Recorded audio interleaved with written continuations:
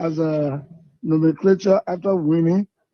The broadcaster don't even answer my phone. They don't pick me up. They don't lay me down. They don't even have time. Oh. I don't talk. Yeah, I don't talk because God knows why it's happening.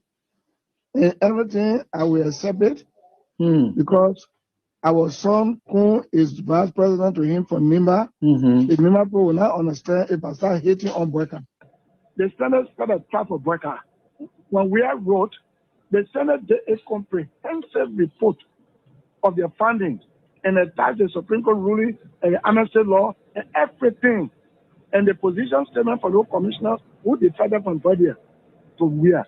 And said the way forward is a Panama House discussion for peace. Then when Breca come now, coming there, don't be there.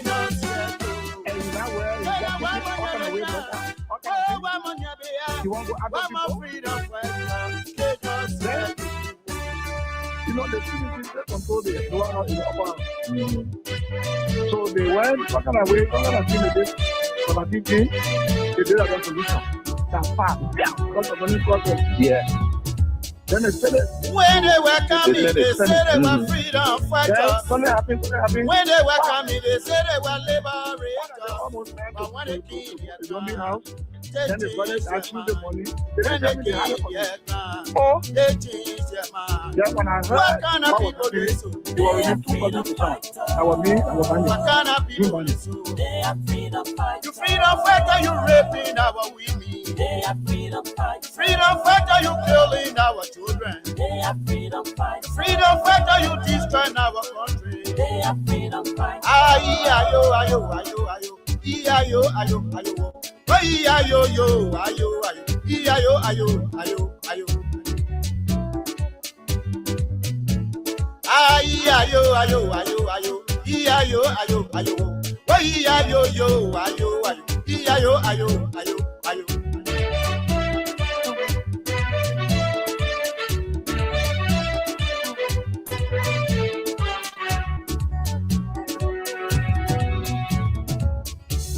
When they were coming, they said they were liberators. When they were coming, they said they were liberators. But when they came their ground, they changed their mind. When they came their ground, they changed their mind.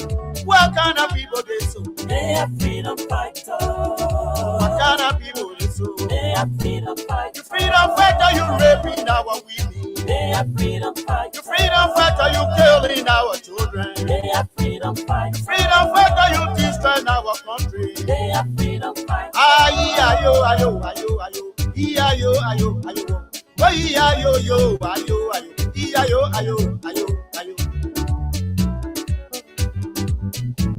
Ayo, ayo, ayo, ayo. Ayo, ayo, ayo. Ayo, yo, ayo, ayo. Ayo, ayo, ayo, ayo.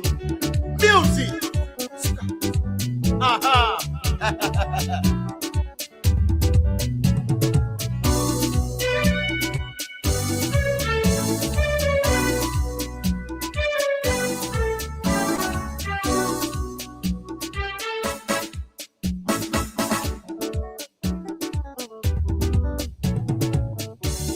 Wani madianya wara wa monyoju weyan. Wani madianya wara wa monyoju weyan. Ya wana wa tunangira. Wasia wa pebiabu. Wana wa tunangonwa. Wasia wa pebiabu.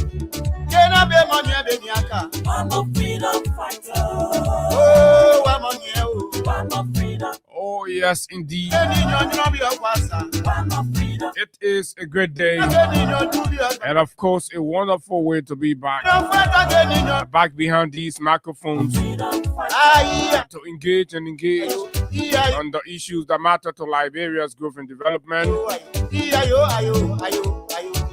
Today is Thursday. And of course, it's after the Ayo. Armed Forces Day. Ayo. Yesterday was the Armed Forces Day, Ayo. February 11th. It was a holiday. And of course, a national holiday at that. Wani madianya wara wa monyoju weyan. Good morning, Liberia. Good morning, just wherever you are this morning. What a great way we like to welcome all of you. Today's Thursday morning edition of the nation's premier breakfast platform on Freedom 87.9, the People's Radio. Beaming live from the heart of Carey Street in Monrovia. Just right at the center of the intersection of Clay and Carey Street. That's where we're coming to you crystal clear on the issues that matter to Liberia's growth and development. And there are too many things to talk about this morning. Good morning to our friends, our fans, and our followers. To those of you in the diaspora, it's always a good thing to have you join us. Oh yes, indeed. Too many things, lots of things. But today the menu is very loaded.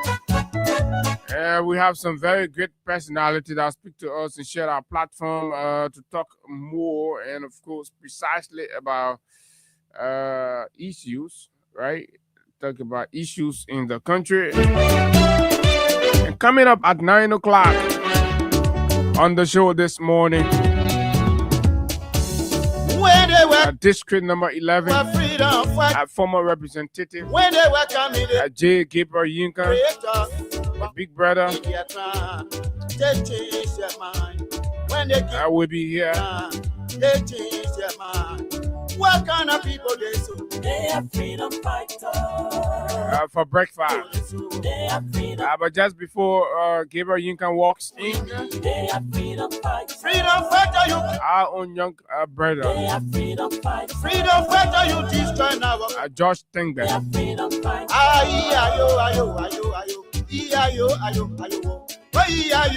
from the Labor Advocacy Group.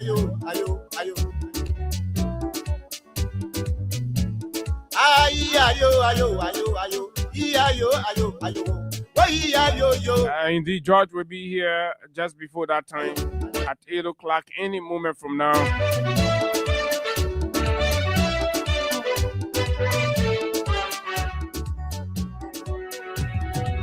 To simply look at new labor-related development at B Mountain, Sigma Group, but when they give their time, and some concerns of contractor at the Ministry of Labor, they change their mind. Welcome. lack in Grand Bassa County, Freedom fighters. and AFCON workers. I think you remember the other day, Freedom fighter, you. AFCON workers who are contracted Freedom fighter, you killing our children. at Asilometer were striking. Freedom fighter, you destroy our country. They are freedom fighters. So George will be our guest any moment from now to look more into these. As elements from the government keep saying that, oh, they have resolved the issues, the country is okay, but everyday Liberians are crying. Problems are coming from everywhere. Factory workers, those small work that, company that here, that they met here, the people that are working there, they're compromising their interests. The Labor Ministry collecting fees, where Liberians' rights are being abused. Nothing being done about that. But every time you listen to them, they're spewing gibberish. And one such gibberish came out yesterday from an old, unfulfilled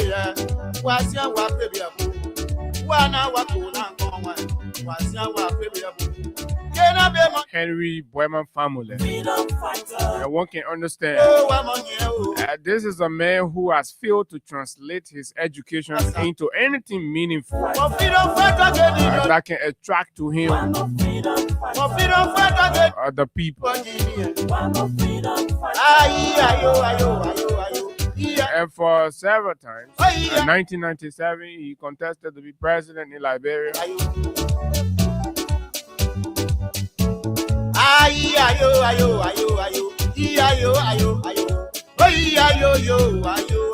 2005, 2011.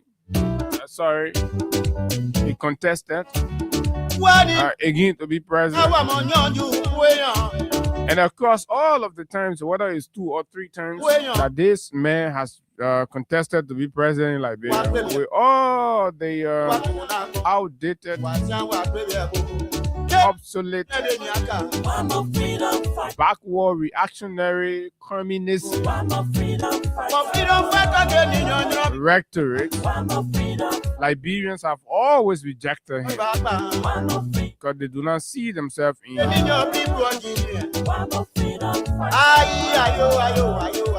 He is an unpopular, unattractive, valueless, feel unsuccessful, ideologically bankrupt, reactionary of the old order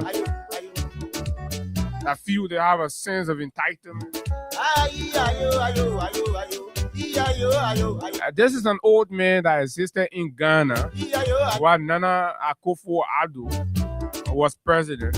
And in Ghana, inflation rose over 50% in Ghana. But he lived there. He was there and spewing nonsense that George Weah and the CDC has destroyed Liberia and everything. But guess what? Inflation never reached 15% in Liberia. But the men are living in a country where inflation reached as far as the IMF had to go there. They said to be able to salvage Ghana situation, it would take us 10 years. Thanks to John Dramani and Mahama and his team that are working tirelessly to repair some of those. I mean, that's just to tell you that his issues are not about governance, leadership, and the people. It's about class. But does the man have a class? When these people had issue with leadership and governance, they defended and supported people who went to the bushes, took up arms, and killed human beings in this country as the means of confronting national and government inequalities. Oh yeah, they took up position. What kind of people they so?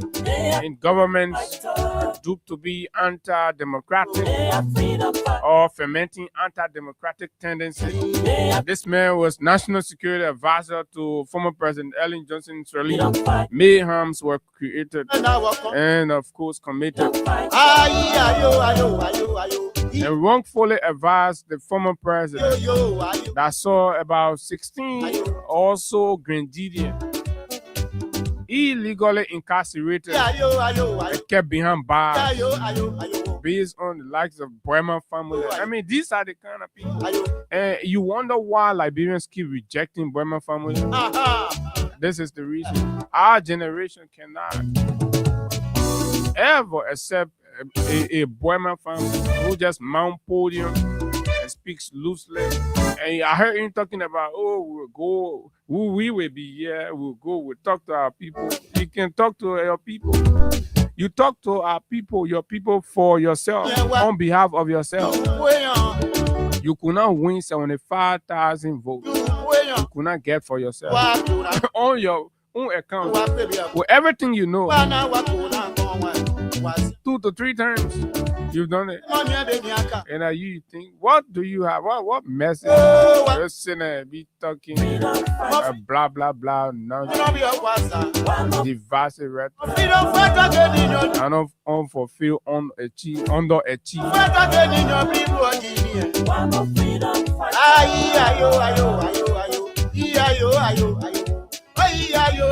Useless old man. And y'all think we're gonna come here to serve you what?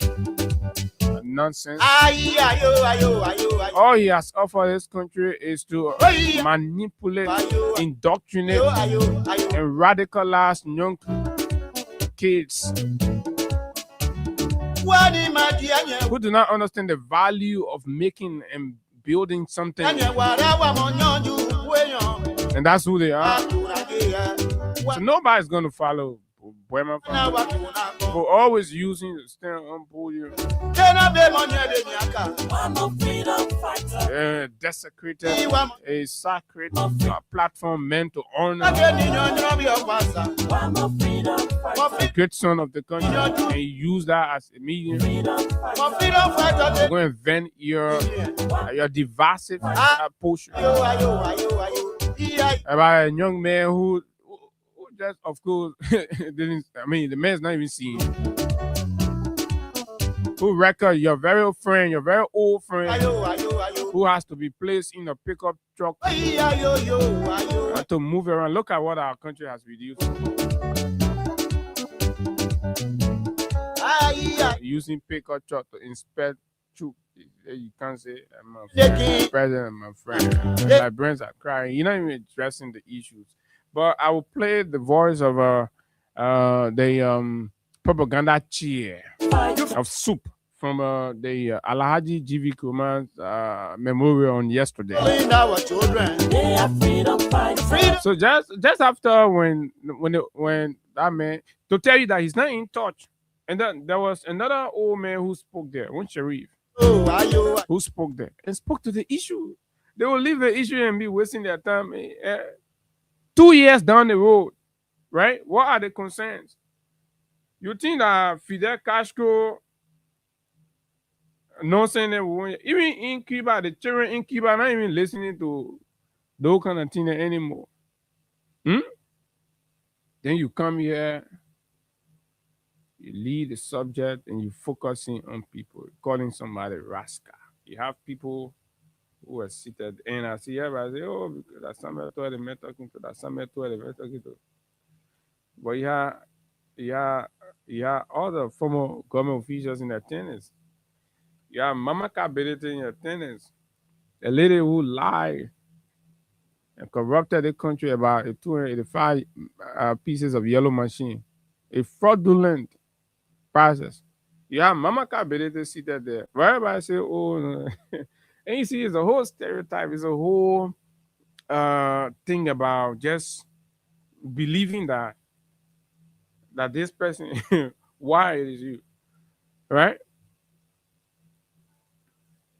You have people seated there that have been in government that up to now have not accounted on an attempt to launch accountability questions.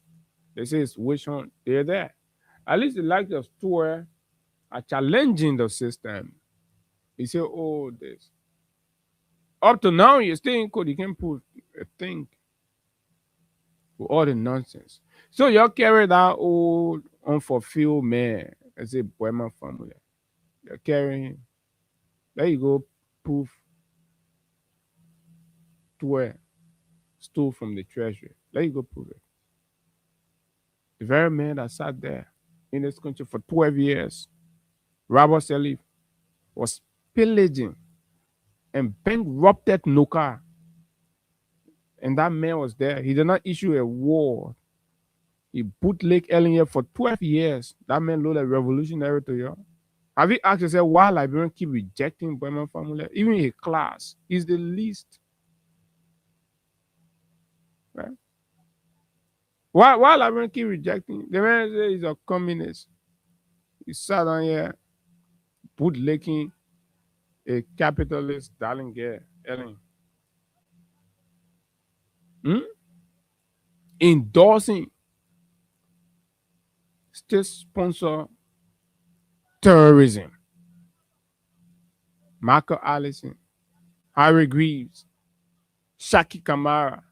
These people got killed. And you talking about your comrades were killed. Who killed comrades in this town?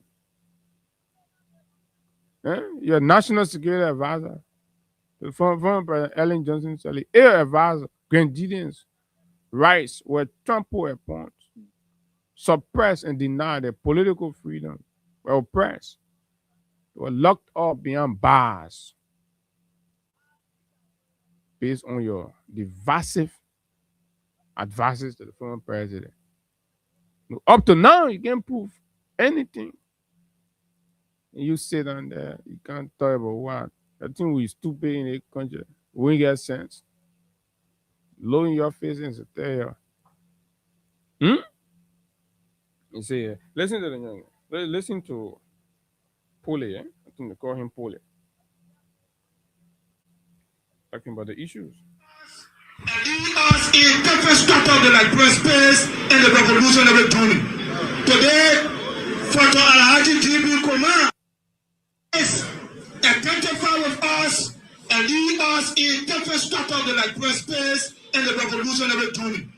Today, Photo Alhaji GB Kumar, an individual who defied all odds and stood the ground for certain layer of Liberians that were marginalized, name and she, only because they bear certain limitation.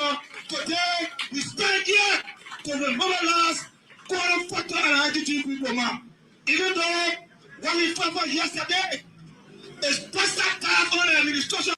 Let me hold it there. What he fought for yesterday was equality, the fair distribution of the nation's wealth, and of course, against discrimination and elitism. Alhaji was a victim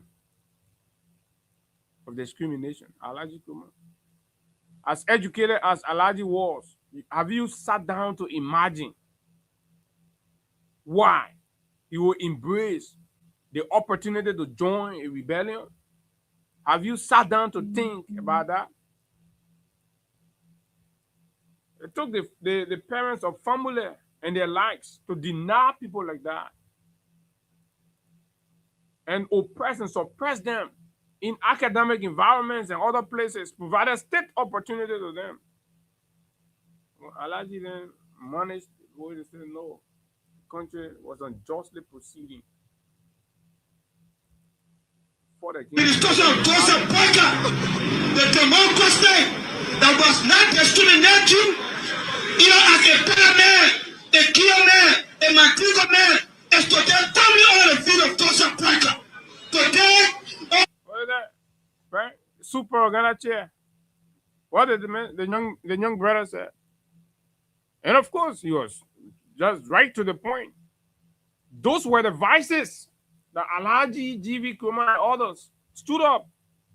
And in spite of their education and their national stature, the revolution was an option to correct the national imbalance.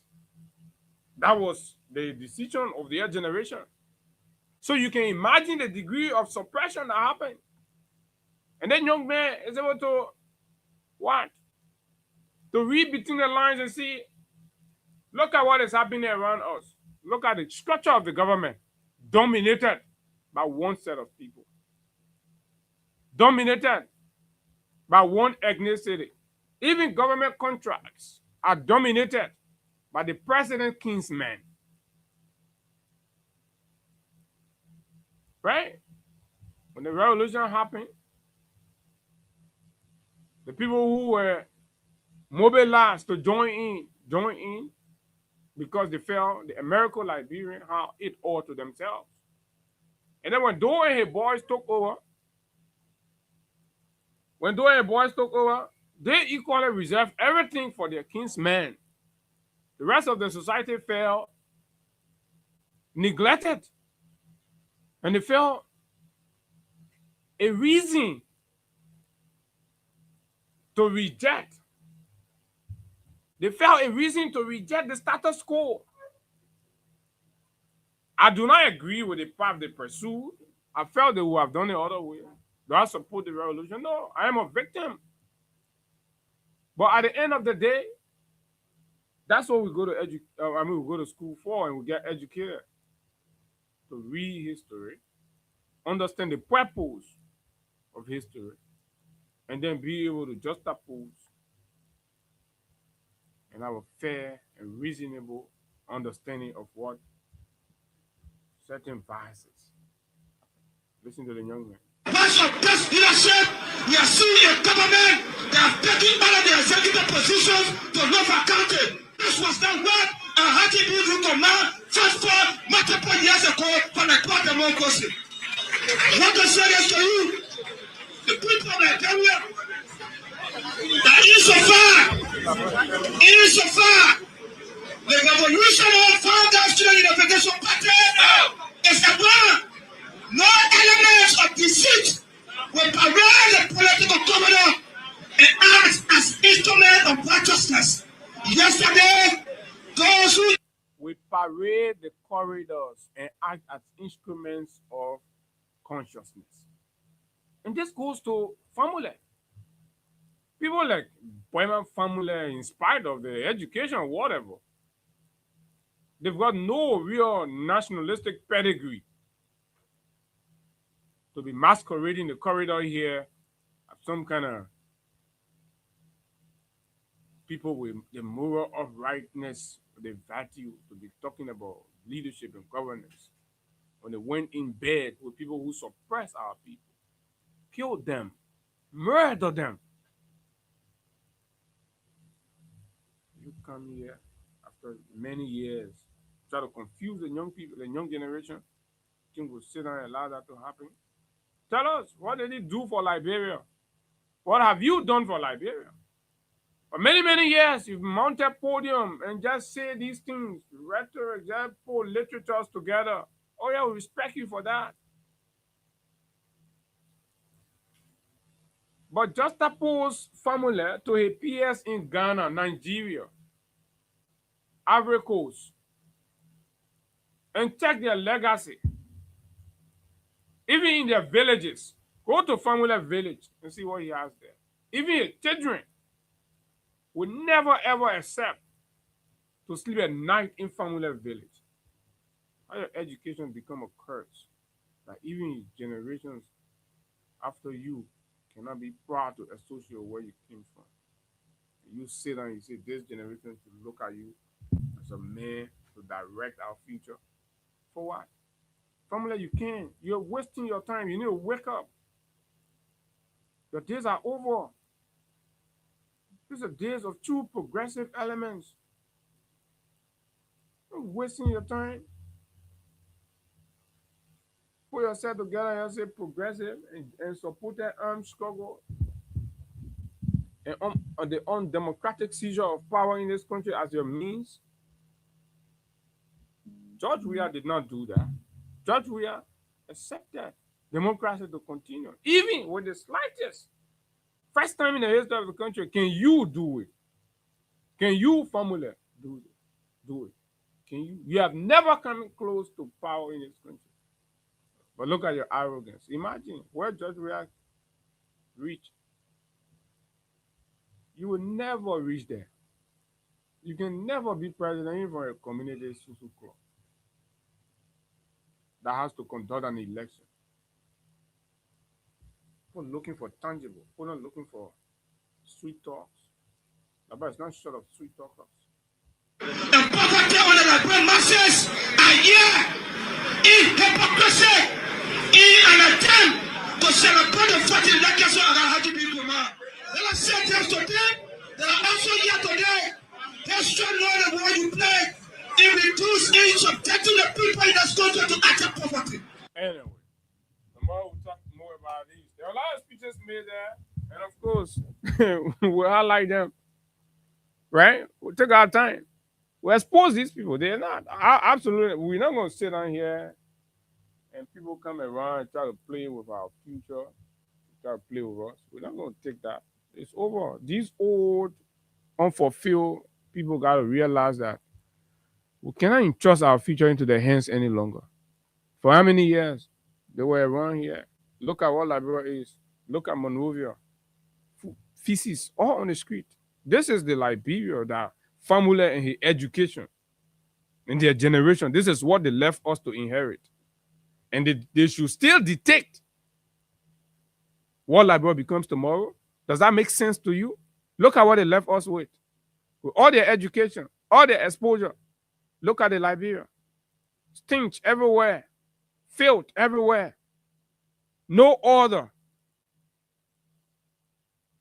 They built in alleys. Look at his friend who's president. Built his home on a roundabout. No feature thought. Who living for many, many years. Look at a friend to tell you these were violators. They did not care about the country. But anyway, folks, let me hold it right there. My guest is already in studio. So I take a break with Crime Stopper, right, to allow my man to adjust, and then we come back. We go into it. Josh Tenger is our guest right after this break.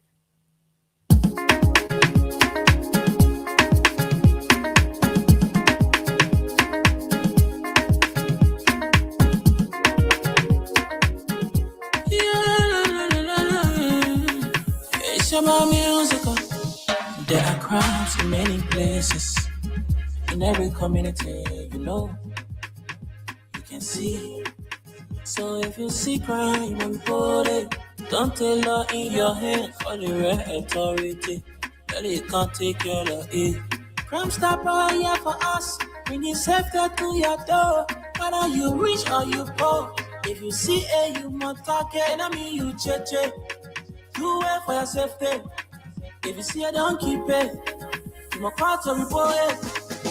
Crime Stopper, the people bringing safety to your door. Crime Stopper, stopping crime and making peace for them before. Crime Stopper, Liberia, from the center to interior. Crime Stopper, keeping us safe, they're stopping crimes for all of us. Crime Stopper, the people bringing safety to your door. Crime Stopper, stopping crime and making peace for them before. Crime Stopper, Liberia, from the center to interior. Crime Stopper, keeping us safe, they're stopping crimes for all of us. Crime Stopper Liberia is your community crime fighting partner. Don't take the law into your own hands. Remember, if you see a crime, report it. This is a message from your own self, Old Man Sam Cyan. Crime Stopper, the people bringing safety to your door. Crime Stopper, stopping crime and making peace for them before. Crime Stopper, Liberia, from the center to interior. Crime Stopper, keeping us safe, they're stopping crimes for all of us. Crime Stopper, the people bringing safety to your door. Crime Stopper, stopping crime and making peace for them before. Crime Stopper, Liberia, crime reported. Don't take law in your hands for the right authority. Really can't take care of it. Crime Stopper here for us, bringing safety to your door. Whether you rich or you poor, if you see you must target. I mean you check. Do it for your safety. If you see don't keep it. You must call to report it. Crime Stopper, the people bringing safety to your door. Crime Stopper, stopping crime and making peace for them before. Crime Stopper, Liberia, from the center to interior. Crime Stopper, keeping us safe, they're stopping crimes for all of us. Crime Stopper, the people bringing safety to your door. Crime Stopper, stopping crime and making peace for them before. Crime Stopper, Liberia, from the center to interior. Crime Stopper, keeping us safe, they're stopping crimes for all of us. Crime Stopper Liberia is your community. Don't take it into your hands. Remember, if you see a crime, report it. This is a message from your own self, Old Man Cyan. Crime Stopper, the people. Okay, Crime Stopper Liberia, official. So, who's partner to the Freedom Money Rise Committee 7.9 days in Liberia's breakfast platform. Of course, we are very pleased to have with us our first guest, Mr. George Engbe, a labor rights advocate, and of course,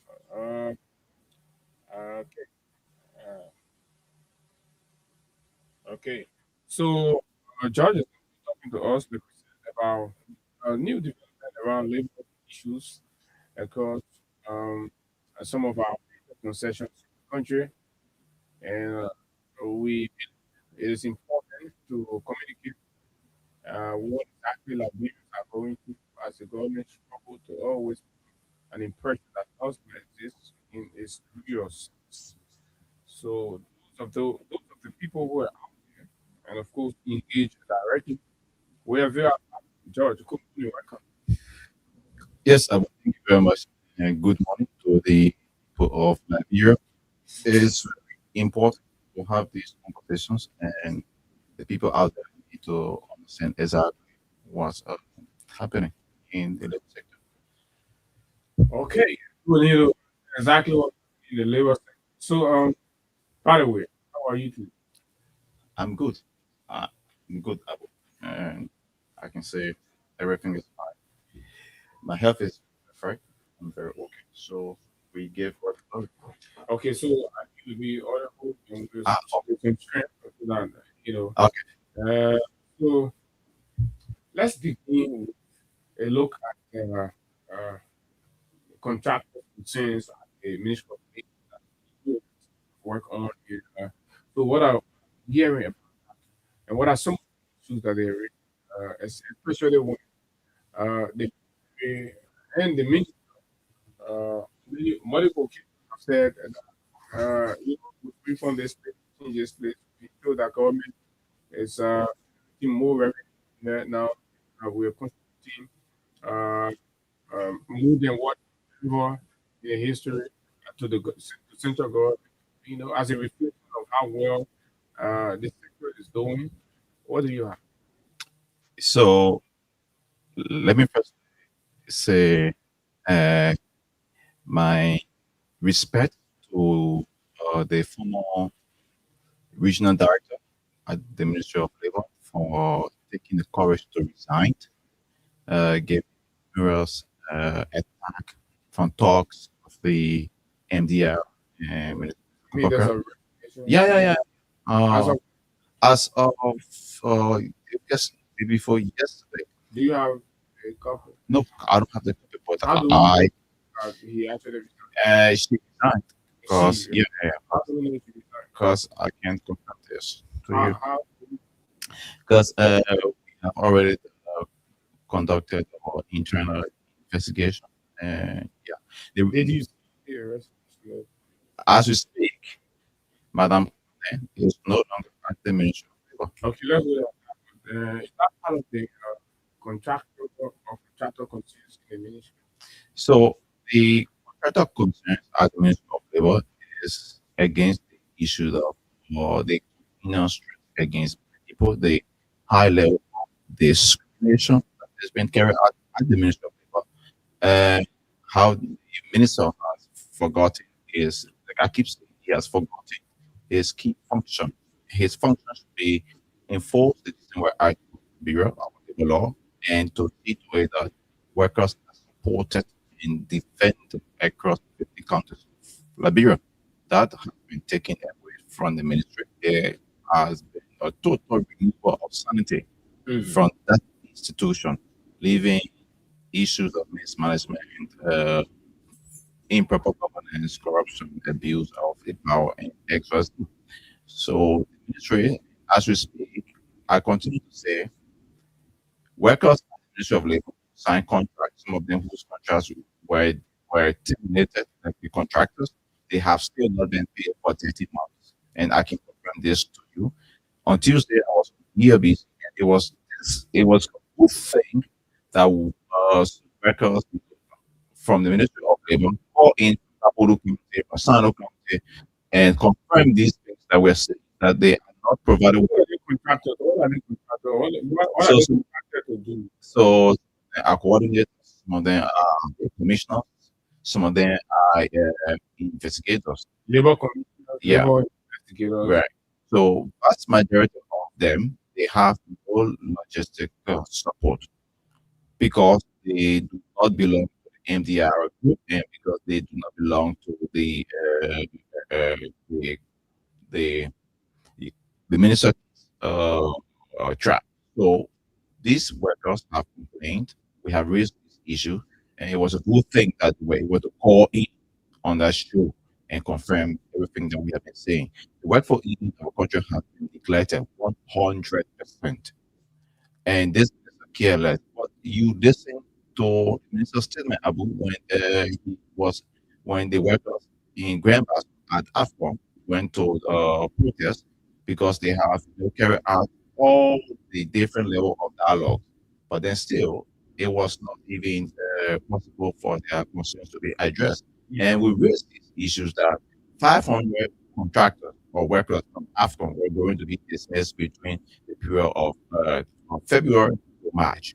And 2 days later, when we made those posts, it was surprising. It was not surprising to us to see that workers were going on strike because the Indians, those supervisors managing those areas, they are leaving. And we have gotten confirmed information that ArcelorMittal has already paid the money to AFCON.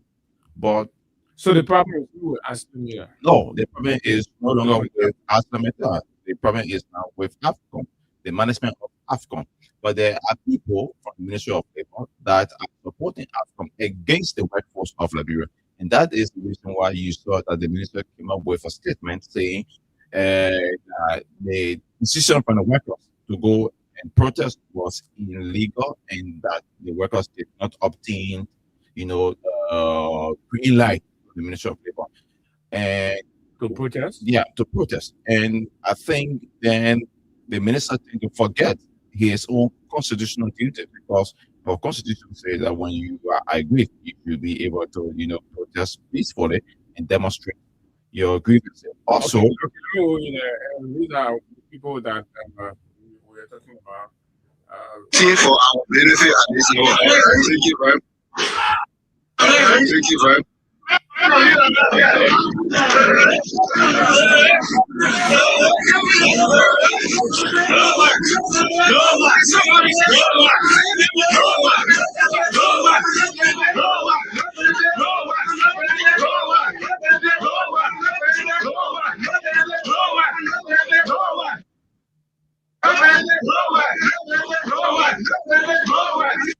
There's a over 800 Liberian contractors.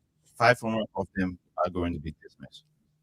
500 of these people. I'm telling you. Abu, Why? 500 of the people will be dismissed. This is nothing like hidden secret anymore. We have given you the information now. 500. And they will be dismissed because there is one labor commissioner, Mhm. and I will call his name. His name is Jackson. He has reached the retirement age. The retirement age. Okay. The Minister of Labor will refuse to retire that man. And that man belongs to the MDR belt, and he belongs to the king strap of the minister. That man comes to a town every Monday. Okay. He leaves from Grand Bassa and comes in town every Monday to meet with the Minister of Labor. Every first Monday in a month, Mhm. that man will report allegedly. But this I can say, these are confirmation because of the people that provided us with this information. That man will bring $30,000 US from AFCON alone to the Minister of Labor. That is an allegation. Of course, it is. But it is all up to you, journalists. Oh, what is journalists, the $30,000 for? because the $30,000 is a bribe coming from AFCON to the minister. So are you saying because allegedly the ministry receives bribe through the minister and that commissioner you're talking about, right? From AFCON. This is the reason why AFCON has been reneging on paying the benefits Of these course, because the benefit are going in the pockets of Commissioner Jackson and the Minister of Labor allegedly. Can you prove? This is the reason why I'm asking you, the journalist, to go do your journalistic work. I agree, I but give you the if- information. If you put the information out, and then we are interested in how you got the information. So I will not disclose my source to you, but I'm telling you from the intel that we got from AFCON Mhm. and the intel we got from other sources, the minister is receiving that money every month from AFCON against the very workers that they're protecting. So Security, they are around this level. So if you can look at this project, this is a project that we have continued to talk about. Brother Liberians, let us be real. This project is $1.4 billion project. How can a Liberians, your own country, you build this project and you don't have a benefit? That's what the company is trying to tell. AFCON is trying to tell us that we don't have a benefit. We are requesting for hazard benefit. We are requesting for honor pay. So if you look at it now, we are carrying it live. So this is the time we need our benefit. The project is coming. Okay, so George, you saying the reason I play this part, you're saying here that based on these concerns and that most of which are legitimate, right? Workers, they're entitled to these benefits, and they're saying the contractors have not provided them those benefits for them. So instead of the labor ministry moving in to ensure that they receive those benefits, and 500 you're saying would be dismissed. Of course, 500 of these workers will be dismissed. And it's very simple. Go to Africa, call some of the correspondent from Basel, ask them 121 supervisors that are Indians. They will start leaving the country as of the 21st of this month. Why are they leaving? They are leaving because the project is going down a little bit. The project that they came to do is running down. And also, they are leaving because they have gotten some money from these workers' benefits. In Kohu, someone will say, in a conspiracy theory or practice with folks at the Ministry of Labor against these workers. And this is the reason why you see. So what I want to know, are they going to pay them before dismissing them? So whether they will pay them before dismissing them, I think it is clear that the ministry often don't want to pay these people. And what role is the ministry playing? So the role the ministry should be playing is to go there, invite AFCON management, invite the workers' union, and have a conference to listen to what these people are saying. But the minister will not do that. Instead, the minister will say the right for the people to go protest and demonstrate, even though they have absorbed every diplomatic procedure in China for their grievances to be heard. And nothing has been done. But the minister will come out to make some irresponsible statement to say that these people have no rights to go and demonstrate. And he then tend to. You're predicting what the minister will say, or he said it? But that was just what the minister said. When? Where? A few days ago. That was just last week. Are you strange? This thing, it was all published everywhere. Even we condemn it. A lot of worker union group in this country also condemn it. If the minister said that, probably then the folks did not, utilize the available revenue. No, then as a minister, you don't make such a sarcastic statement. As a minister, you will then send your inspector general to go to those people, or you will send your commissioner in Grand Bassa County to go there and listen to the plights of these people. You will not tell them, you will not condemn them. But what he did is he condemned their God-given right, and that is also protected under the International Labour Organization Convention that we subscribe to. So he condemned it. In the fact, owing to the fact that he condemned it, that tells you the minister cares less about the workers in this country. He don't care. He cares about himself. Let's talk about B Mountain. Abu, the situation at B Mountain is one of the troubling cases, I would say to you. As a matter of fact, since that Kinja massacre took place, that has not been resolved. That is the first thing. If it's resolved, what do you mean? I remember upon the time the government of Liberia said they are into some sort of settlement where family will be benefiting $5,000. So.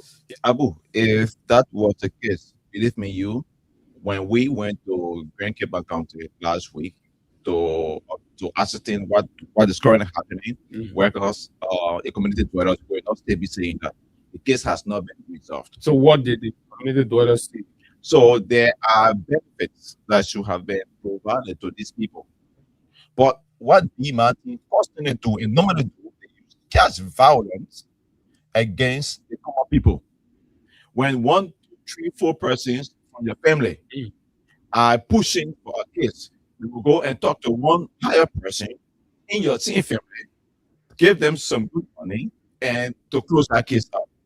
B Mountain used cash violence as their only diplomatic channel. They weaponize money against the interests of the people, against the common good. But I get to the current situation. I have here with me. I'm sorry. You see, this is a picture, right? Okay. This guy in this picture, Mhm. he stole these materials Allegedly. but he is in the picture. Now he took these materials to Nima County to sell them. What are these materials? These are materials used in the mining sector. Okay. All right, in the process of drilling and blasting. So he stole them and they were taking them from the warehouse. So At B Mountain. Yes, at B Mountain. Is he unemployed? No, he worked there Okay. as a contractor. So when he was taking, guess what? The company will go on to dismiss 15 persons. I have all their names here. For the action of that For individual. these missing items without investigation, without calling the warehouse supervisor to ask him what happened, without playing CCTV cameras, without conducting thorough investigation. Now, all of these 15 workers, 5 are experts from Turkey. 2 of them, they have taken this case to court because they were dismissed and they went back to Turkey. 2 of them are, one is warehouse supervisor, one is the assistant supervisor. Now, they took the case to court in Turkey, and the case is currently being heard. As we speak, there are over 11 Liberians that were dismissed along with these guys. These Liberians have not been recalled to their job. The company refused, as we still speak, they refused to conduct this investigation.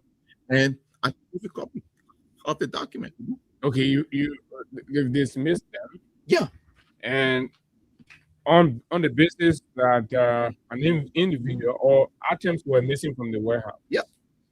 So without any investigation, according to you, 15 other employees lost their job. Is that correct? In total number, they are 15. 5 of them are experts, and the rest are Liberians. So let's just say 10 persons are Liberians, local staffs, and the 5 persons are experts. Now, but give me a list of 25. Yeah, they won't share that. Okay. Yeah, those ones shaded are the people that have been dismissed. That's 19.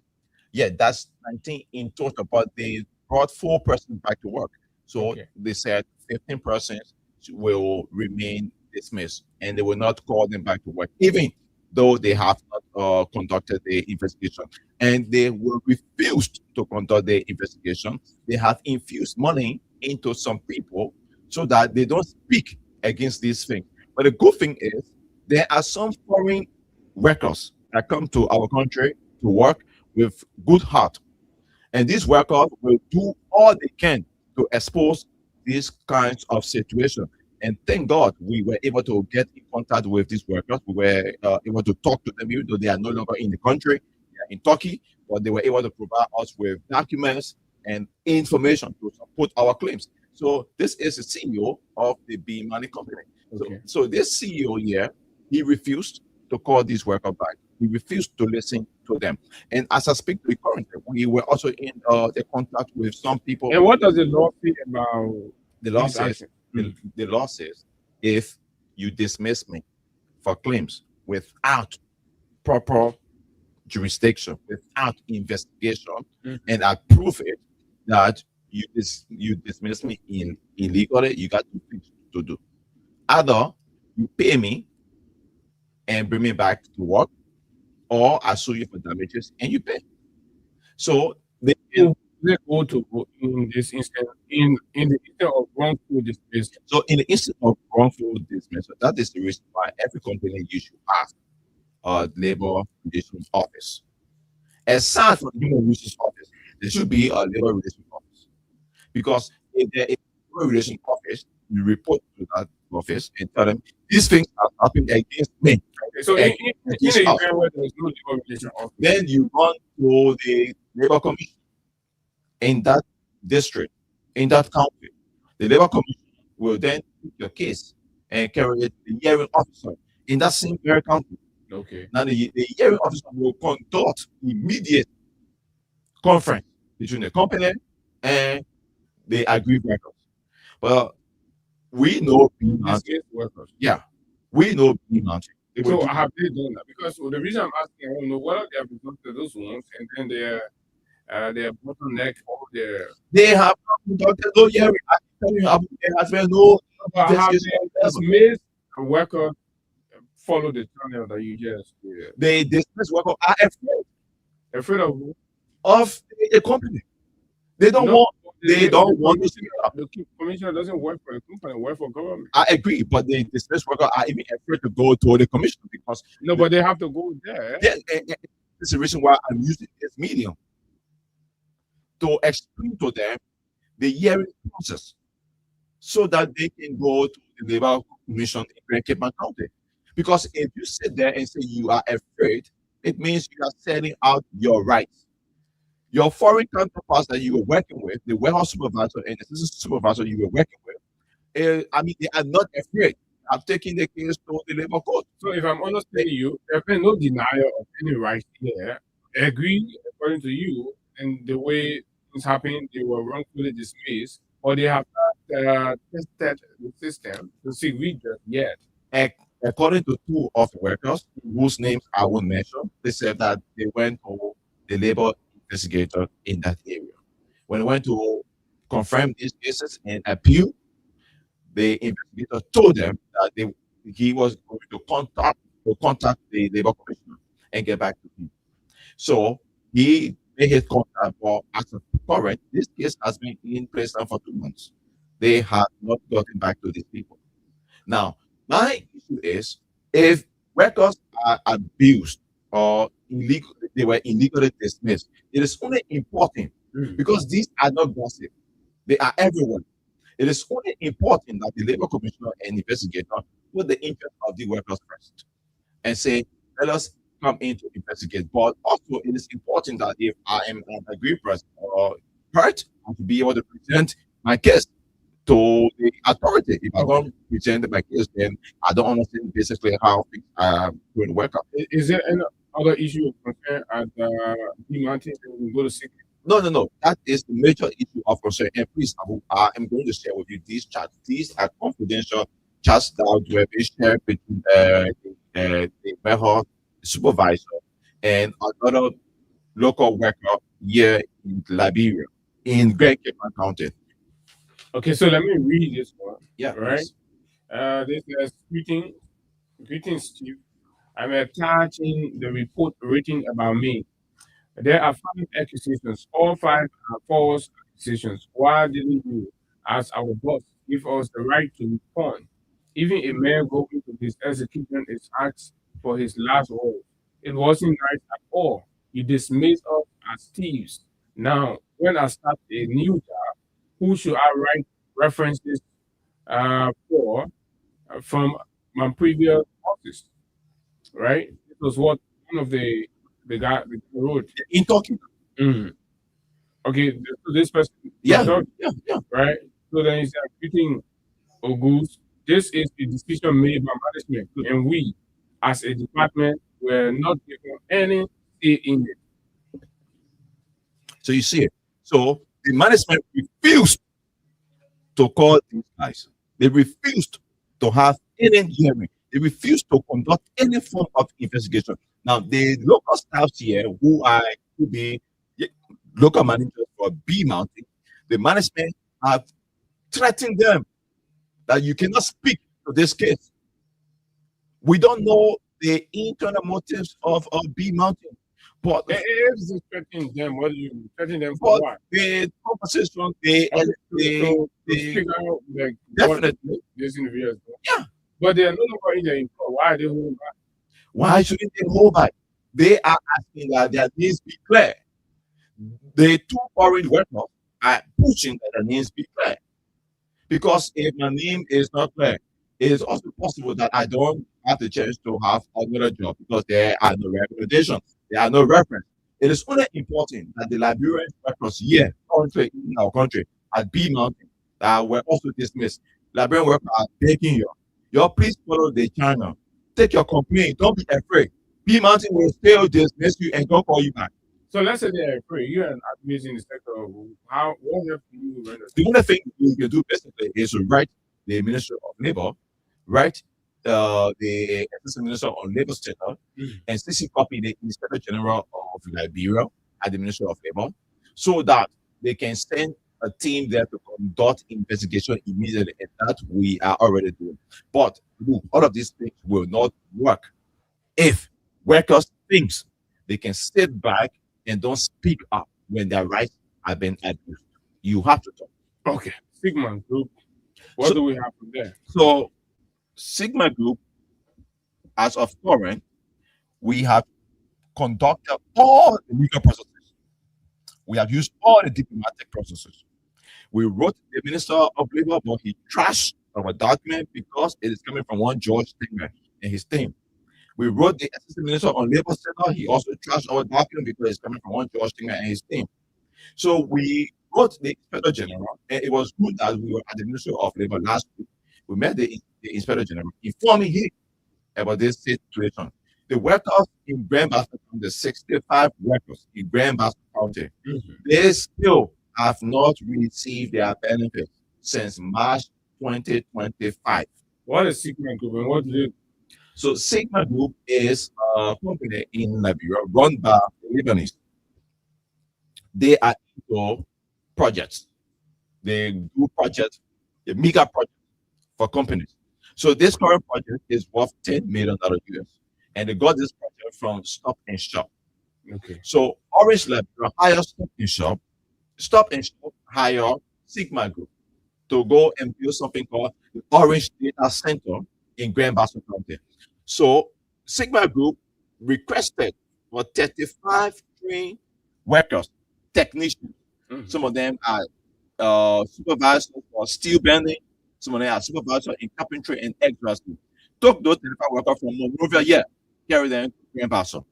The first thing they did that deprived these workers of basic rights and tools was they put 35 persons in 3-bedroom house. We have pictures of it. That house, you guys are sleeping on the floor. No bed sheet. I can share them with you even currently. It's going to show now. So, no bed sheet, no light, no electricity, no water.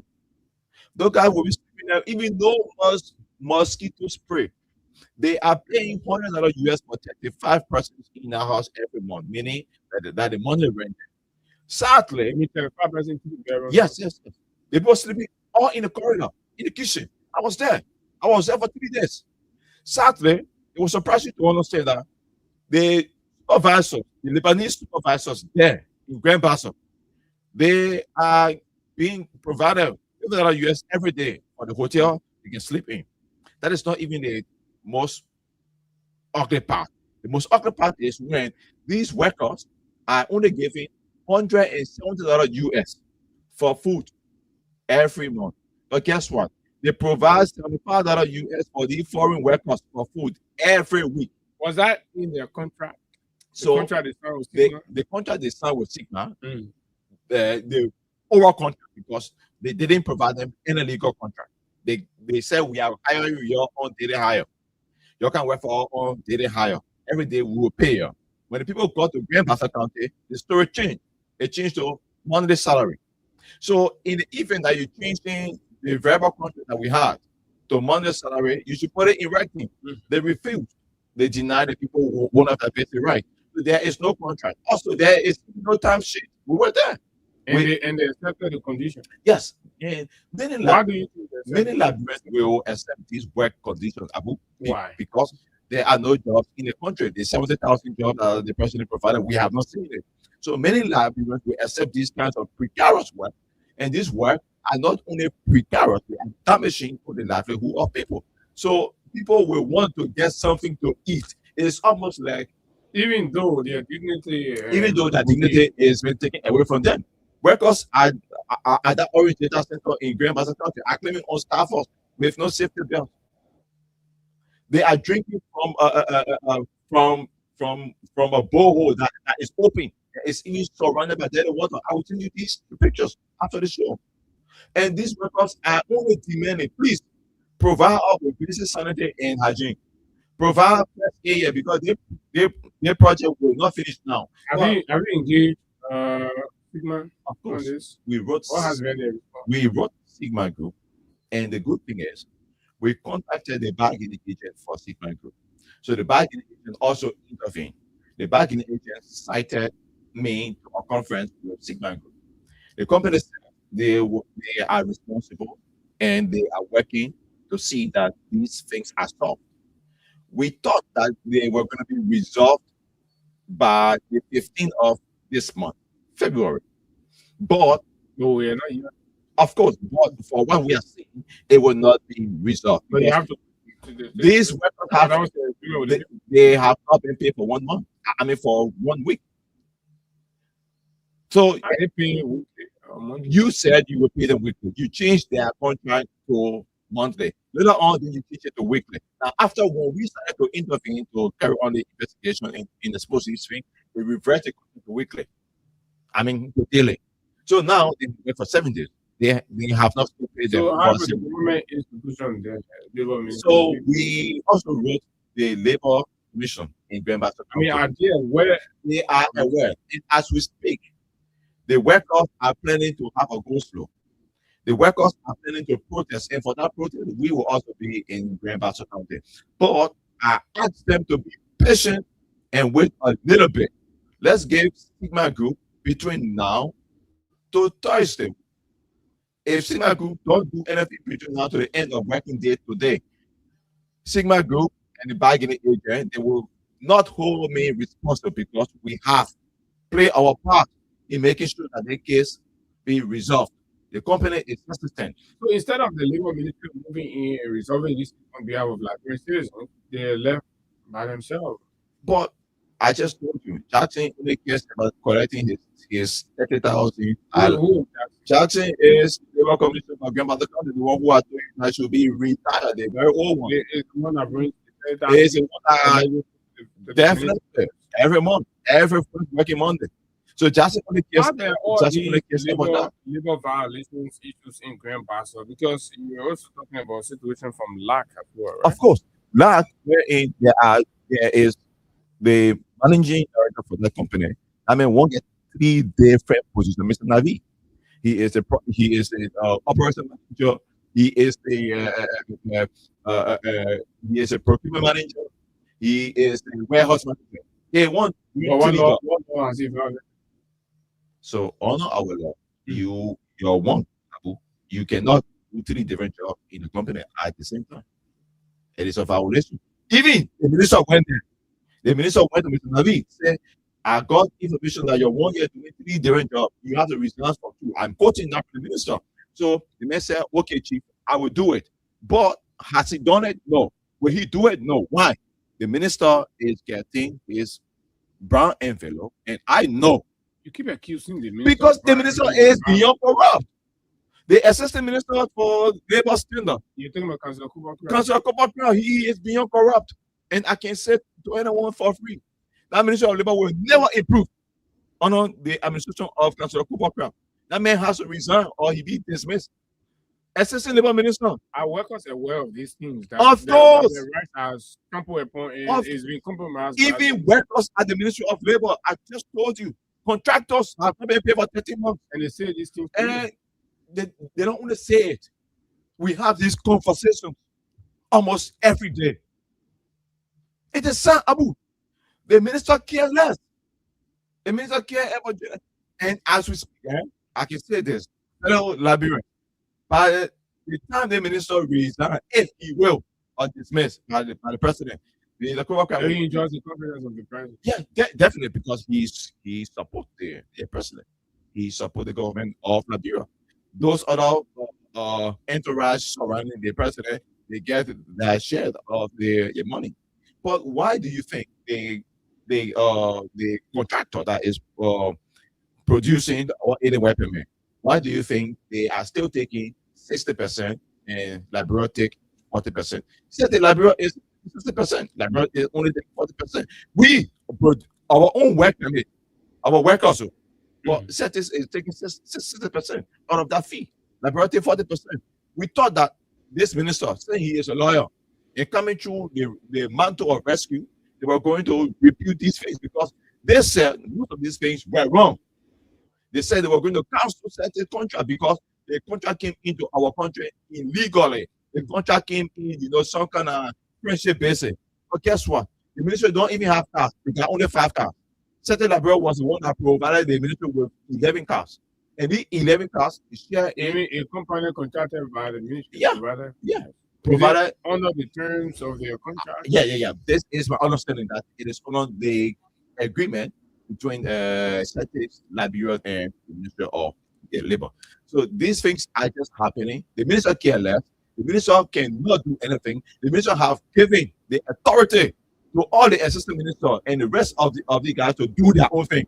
That is the reason why assistant labor minister will go on to issue temporary work permit and sign on it, and the minister will do nothing even when we expose it. That is the reason why Labor Commissioner in Lower Malkibi County will do all he can to collect lawful funds of $5,000 that belongs or that should go through the NRA, but it will go through his pocket because he knows that the minister will do nothing to him. So these things are happening daily and on a constant basis. And before I forget, there is one situation that took place of recent.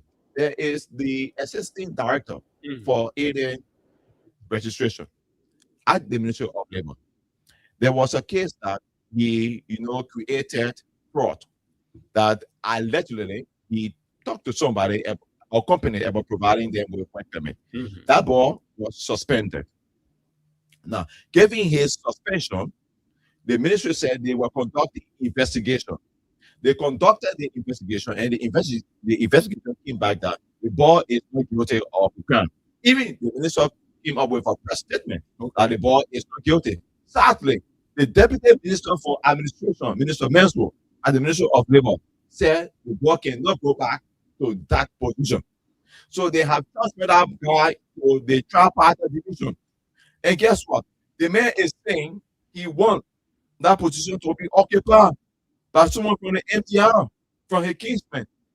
And that is the reason why now we have a new director or assistant director for alien registration at the Ministry of Labor. So you have this kind of mismanagement of that sector. You have these kinds of heinous crime being committed almost every day against workers, even against workers at the Ministry of Labor. So this alone just tells you that this ministry of Labor, along this administration, will not in any way improve. And this shouldn't be surprising to anybody. And in the next couple of days, months, or maybe a year, you will see that many more persons will resign from the Ministry of Labor because they are tired of abuses. They insult and threats against their life from talks and books of the MDR and the entourage of the minister proper. Okay, so his name is Josh Tenge, and of course we'll be talking labor issues across different sectors, different companies operating in Liberia, and contractor rights issues and all of that. It's your turn. Let's hear from you whether you're in some of these affected areas, B Mountain, Sigma, and Grand Basso, AFCO, any of the AFCO groups. George have said that with what he's gathered, the 500 of those that were involved in that lawful call to action will lose their job, right? 0776 104 104 086 500 104 plus 231 86 500 104 are the numbers to call. Let's hear your views on this plus other. Good morning. Good morning to you. Good morning, sir. How you doing? I'm okay. Let's hear you. Yeah, I want to hear that it's not on him as the most senator. Is that dropping me? No. The former senator is from local county. Josh T. Temer is from local. My name is Josh Temer. Sorry, there's the other people behind the studio. We are working with a lot of people. So we try to talk. Even when the going is store for me, I'm working for a company with HK. Going is store will speak, will speak on going through. Guys, get back. And the manager of the CEO of the store will call us because they are going to be putting us to the people.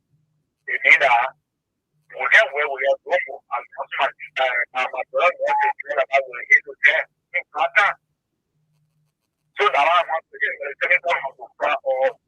Dayman is an advocate, right? So when you get issues, that's why he's here. So you listen to him, he catalog problems and complaints from different other areas. So you come on the radio, raise alarm about it. Say you your second talk, right? He comes out here as a mouthpiece and talk for you. That's exactly what Josh and others are involved with. 0776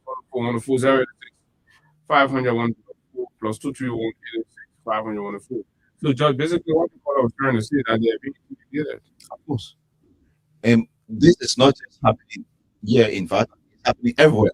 We're in Grand Plaza. 4 stores on Thomas Buchanan Street. We investigate. As soon as we approach them, the workers, because normally when we are going to conduct investigation, we want to go talk to the workers first. So when we approach these workers to talk, the manager of good morning. How you doing, sir? Good morning. Let's hear you. Yeah. We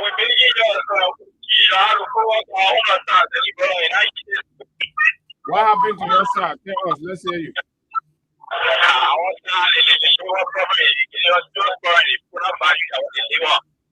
Yes.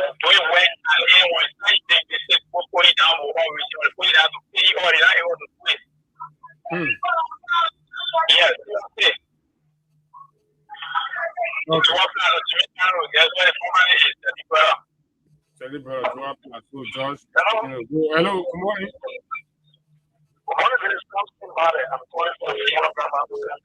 Go ahead, something with Grand Bassa. I guess I've said a lot about issues in Grand Bassa County. Let's hear you. I'm getting this,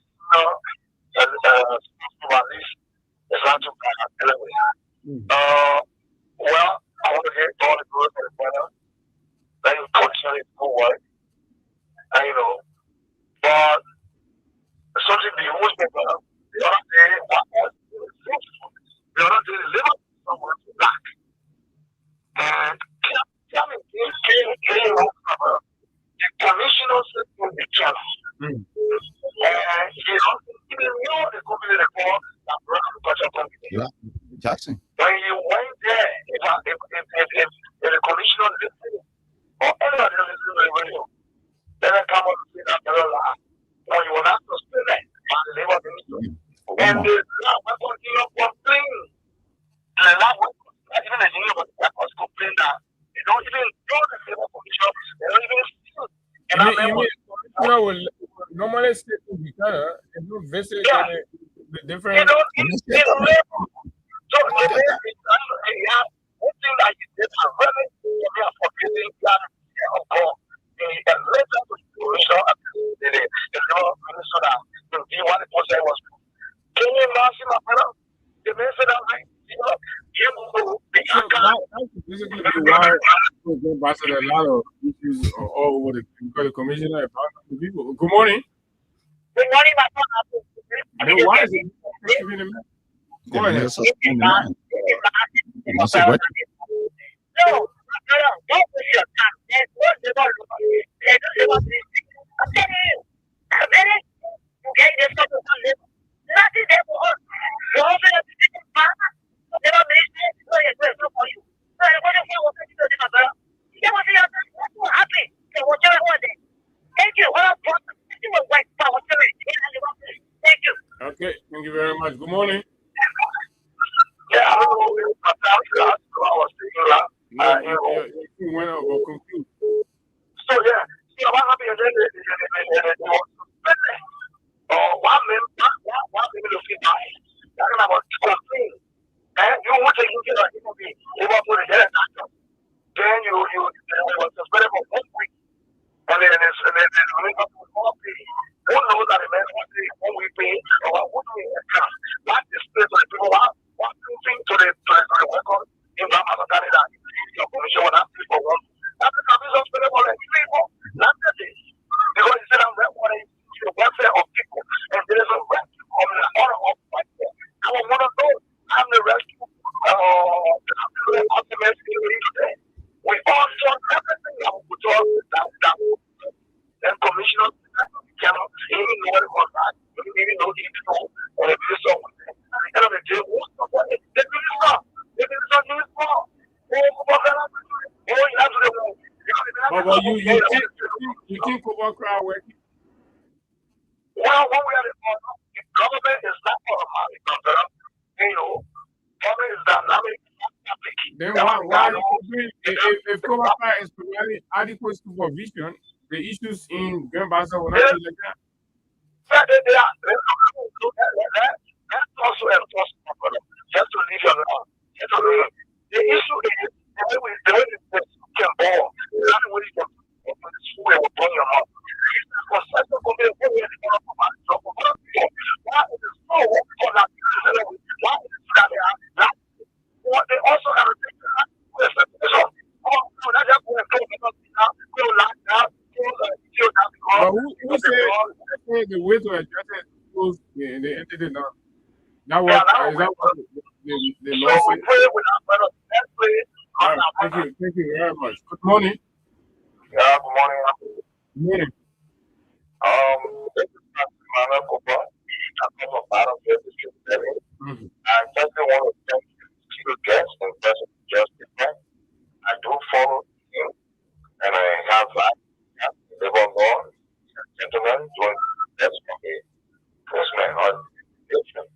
But my opinion is, because I don't want to war. State people can't move. They cannot be corrupt, depriving citizens of their rights. The ones you will have little minister, little commissioner, that why they're explaining there's a plan. In the morning society of the friend, they are made of the standard. Once you have a degree in the education, to be an honest man with integrity and credibility as a minister or commissioner, because you are serving in the interest of the people. It's so disappointing. I pray that God will help you so you can have the work. God bless you. Okay, thank you very much, Pastor Kuba. Good morning. Yeah, good morning. All in this morning.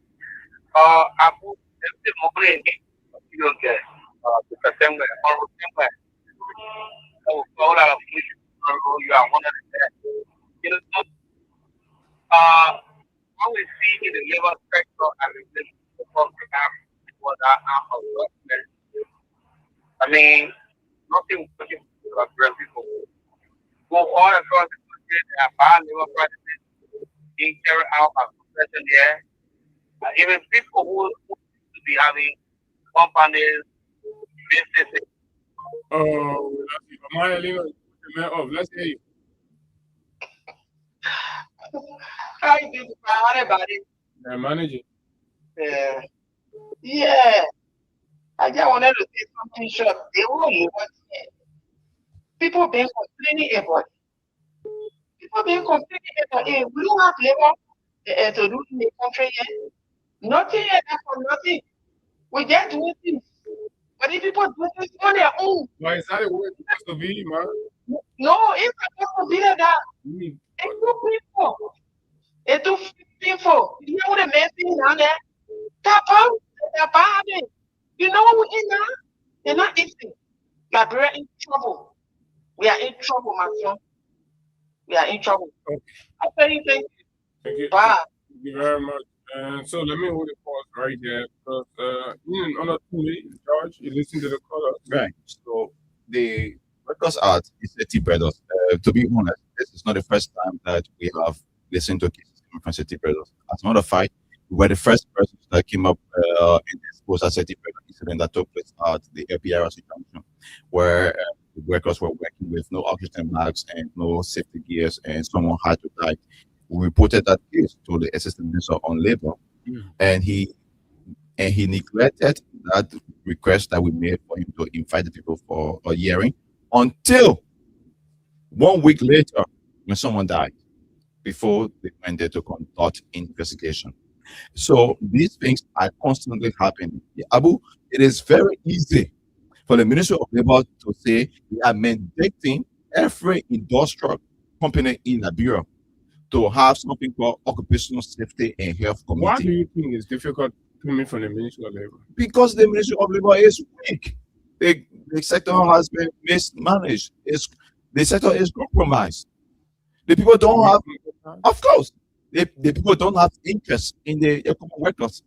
As I speak to you, there are so many top guys at the Ministry of Labor that are threatening to resign their position because of how toxic the working relationship with Copacra is, because of how toxic and how engulfed. No, talk about that toxicity at the ministry. If you say that, what do you mean? Is it that people are not allowed to freely express themselves or do their job? Take for an example, some top guys, part of the executive committee board or executive committee at the Ministry of Labor, you have the right to conduct labor inspection unannounced because of the position given you. But the minister will say the only people that will conduct inspection will be a kingsman. The minister will say if the deputy inspector general for inspection at the Ministry of Labor, Darius, he will say any chance for inspection should be conducted through Darius. Are you also telling us that Darius is above assistant minister, deputy minister? No, but they have created that situation where only folks and cliques of the MDR will get in the paper and go out to conduct. The Inspector General is John. He is a new guy. John Camway, I think. From Dillon's office. Yeah, right. So he is the new Inspector General of Labor. What do you think about him? I don't know the guy. Is he a mayor of the area or I read his profile, his CV. I understand that he has a degree, but his degree is not in labor, economy, and it don't have to be because that position is almost like an administrative position. But is he knowledgeable to what he's doing? That I cannot say because he just took office. We have to review his working relationship. He just took he's been there for some months now. I think he took office in December or November, one of them. So at least I'm asking to see whether there's some kind of change or some indication of a change that environment. That I cannot say until we see how speedily he able to respond to the cases that we will be writing to them against workers. Do you see the signs that he's going to be better? What I see is that I have met the guy only once, and that day I went there to introduce myself. So all of the inspection issues and all of that. Yeah, everything on his bill. He should be on top of all this game. I mean, the sector is usually challenged, and we want to make sure that the head that's carrying that responsibility is knowledgeable enough. I agree, but whether he is up to that speed, that I keep saying, we have to give him a period of 6 months to undertake a working relationship.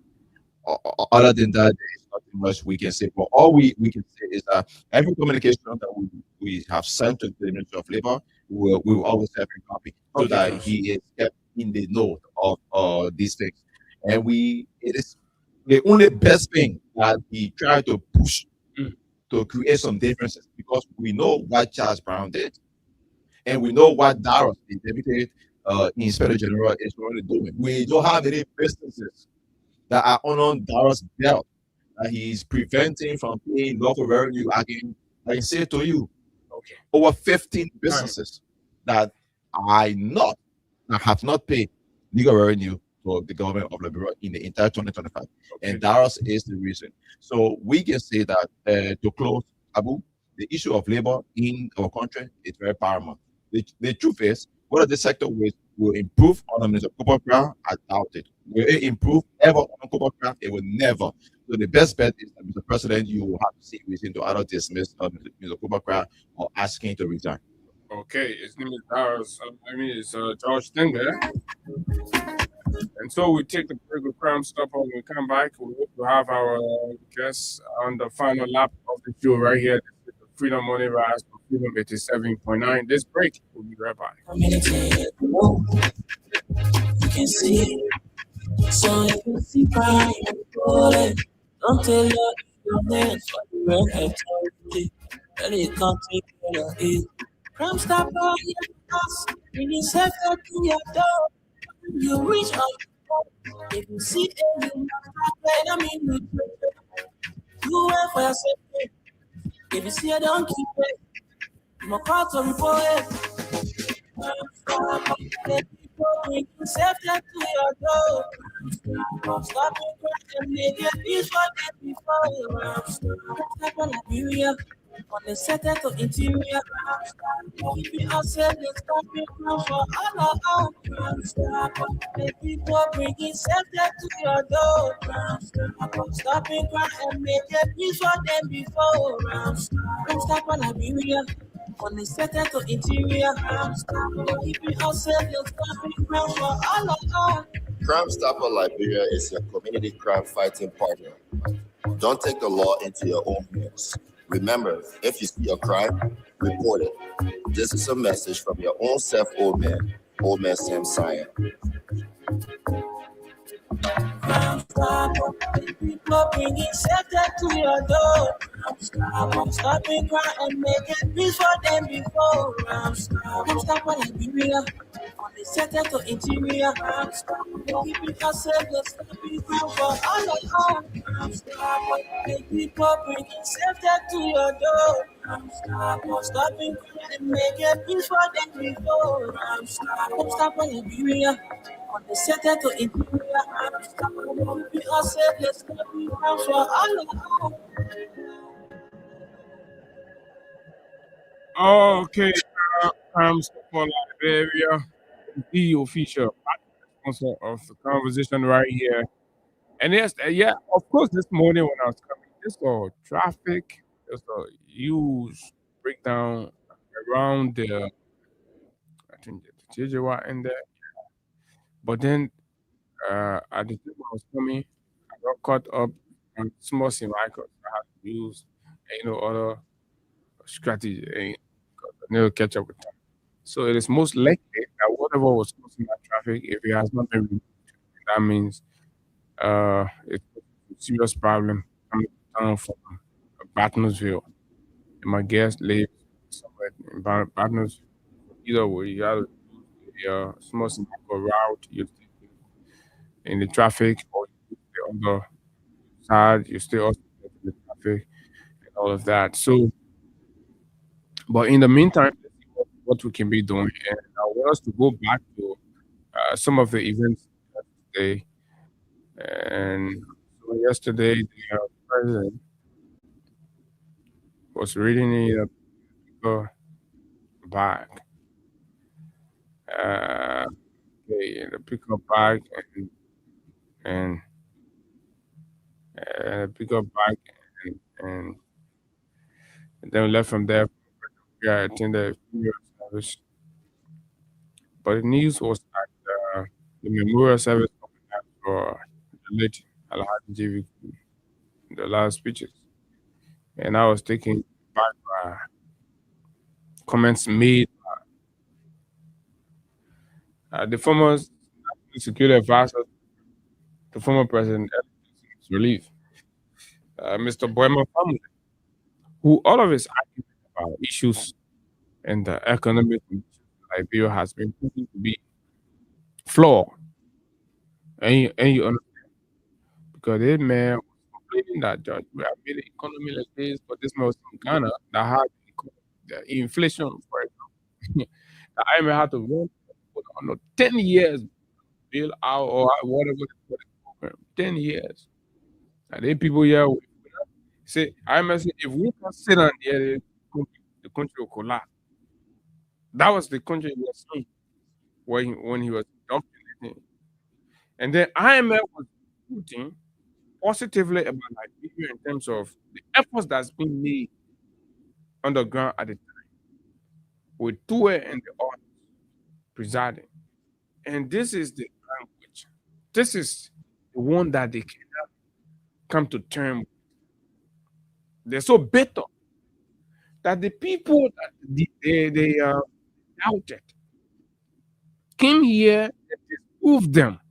Came here and was able to connect communities.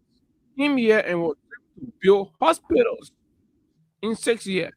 Came here and was able to ensure a national free tuition policy to create access to tertiary learning for Liberians, marginalized Liberians. The people who they said they don't know folk, don't know how to run a country, don't know how to create and spur national growth and development.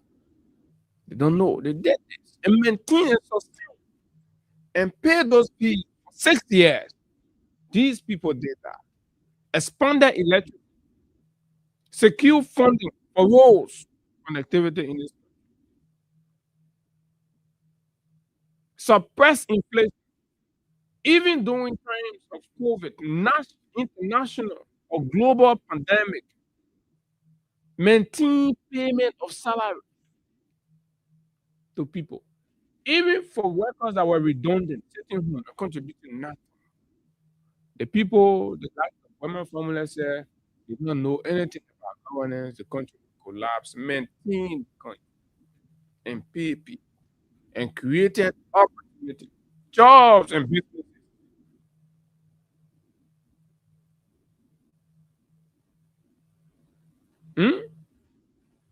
So to their dismay and their refusal to accept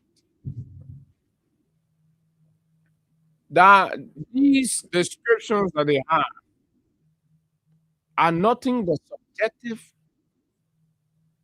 sentiments fueled by lack of objectivity and a sense of equality. They have that feeling within them that because of their social class, it must be them. And you're only right and reasonable in their minds, or you accept to conflict their social class, which we have refused to accept. So it is a pity in this age and time for young intellectuals to still be looking up to fruitless loose talker and empty talk.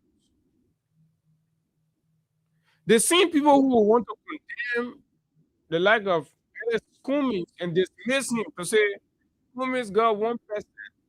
Cummings have gotten up to 4% of the Liberian people vote in this country. He is way more a better and attractive political force in Liberia than Boema family, who has managed only 0.7%. 0.7%.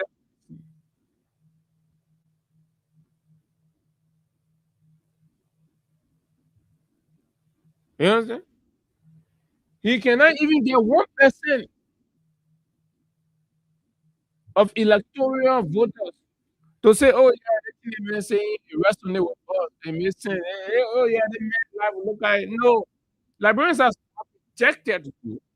They continue to reject the life of women family because their life is not exemplary. Their life not exemplary in the real sense of the word. In terms of delivering what?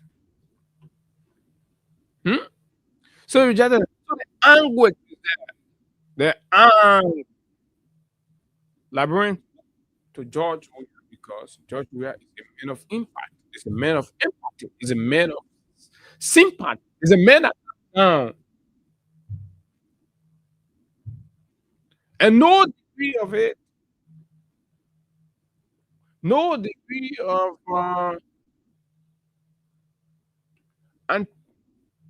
antiquated or political. I don't know what you call it. That you be passing around with bird. No more bird. Those are nonsense. My brother will eat. My brother. And my brother will eat. What, my brother, what have you done in the life of anybody? Aside from radicalizing young Liberian citizens who should be thinking about being entrepreneurs, working together, building something for themselves. Indoctrinate them, make them feel like they're supposed to be in certain class, put in their mind those things. You advocate for one thing, you're living different from it. And I want to read something because they're always trouble about why do they're always trouble about why do the people of this country follow George Weah and all that. You have to check yourself. That's what you have to do. Okay, my guest is already complete, so he's almost here. So Tom will until a unity partisan right. Note. Most of my unity party people would not like this post, but I don't care. I do not work for Joseph Boakai. I support him, JMB. But I will criticize when I feel it's necessary. Some of you continue to ask and wonder why good number of Liberians love this man called George Weah. And this is the reality that people like Henry Fonda are struggling. They struggle all their life to grapple with. That they think they're so sophisticated, but when they go to the Liberian people, they reject them. 0.7. They reject them, they bring it back. Here's the account of the Unity Party on why Liberia, multitude, consider and follow George and not Boyman family. And that Boyman family will live without them frustration. The answer is simple: sense of sympathy. George Weah have continuously demonstrated a sense of sympathy for Liberians across all spectrum. A respect comes down. He does not condemn people because of their condition or because of their life. HB and his life will condemn certain category of human beings. They will not come around you. They will not do that. They will see you less of a human being because you don't speak with them. You don't say brother with them. Huh? Absolutely not. George Weah sees you in the garage, goes to you, he sit there with you, he talk to you as a brother. Comes down. Formula will not do that. Formula want to define his cycle. So this United Parliament say we are struggling to know why people love George Weah because he has a sense of sympathy, empathy, and humility. Humility comes down to everything. He sees people on the street, a millionaire, a global that who have decided to be in his own league. Like the last time I asked you guys, he said something very profound. How many times do you think Mr. Didier Drogba in Ivory Coast right here comes down to the common people in Ivory Coast? Samuel, so it's a personality difference. This man, he sympathizes with people. He put himself in people's shoes. When George Weah himself to respond to distressing Liberian students, assist them with school fees. Some of them build homes for them and their families to move in based on their story. But a family who cannot even build a home for himself, then he thinks, look at the logic. Imagine when he build home for himself, that means stealing government money. But man, his whole life working government was being paid fabulous. They are part of those who were benefiting from that discretionary salary in the executive mansion. So then the question becomes, where you carry all the money? Your man was still up there, on the front street or Ashland Street, lying in room. That kind of sick backward mentality that made it somebody's in our age of follow. You use the money on liquor and girls. And you say, oh, he pay her. The massive will say he's stealing the country money. So laying a shot. Then that's the only thing. But the food you eating in our zinch, The liquor you drinking, the master didn't get it. But he say he's so stupid. Hmm? No sense of responsibility. Running away from responsibility is so disgust. Our generation, say, look, that he ain't gonna play on our partner or partner. Ain't gonna work for us. We'll tell you the truth. You want to be an impediment to the progress of this country, we'll confront you. Under a George Weah, the UK said, under a George Weah, the UK said, under a George Weah presidency, a government land would never be taken from government to create to cause problem for government. What he meant by that. Article 1 of our Constitution establishes that all power is inherent in the people, all power inherent in the people, asserting that free governments are created by and for them. Army land, in the wisdom of this UPS, Army land is the people's land. They should have never been treated in that form and manner. We who have understood if the land was a private property. So it means army people and not the government people. The country. So if the land for the army and the Laverne pool, you go and move it in that form and manner. When say under a judge, no impact and sympathy, you have thought it differently. And these are some of the reasons why many librarians love Judge Weah versus the lack of Boyman family. And that's why when Boyman family go to the polls and asking librarian people to vote for him, with all his knowledge, with all his book and stuff, librarian people can reject him because he doesn't see himself in. He has not demonstrated that impact, that sympathy. He has not placed himself in the shoes of the people. It's always seen himself in that class and all of that. But anyway, so we'll have to talk about this at another time. Let me take this break quickly, do some adjustments, and come back right here this morning.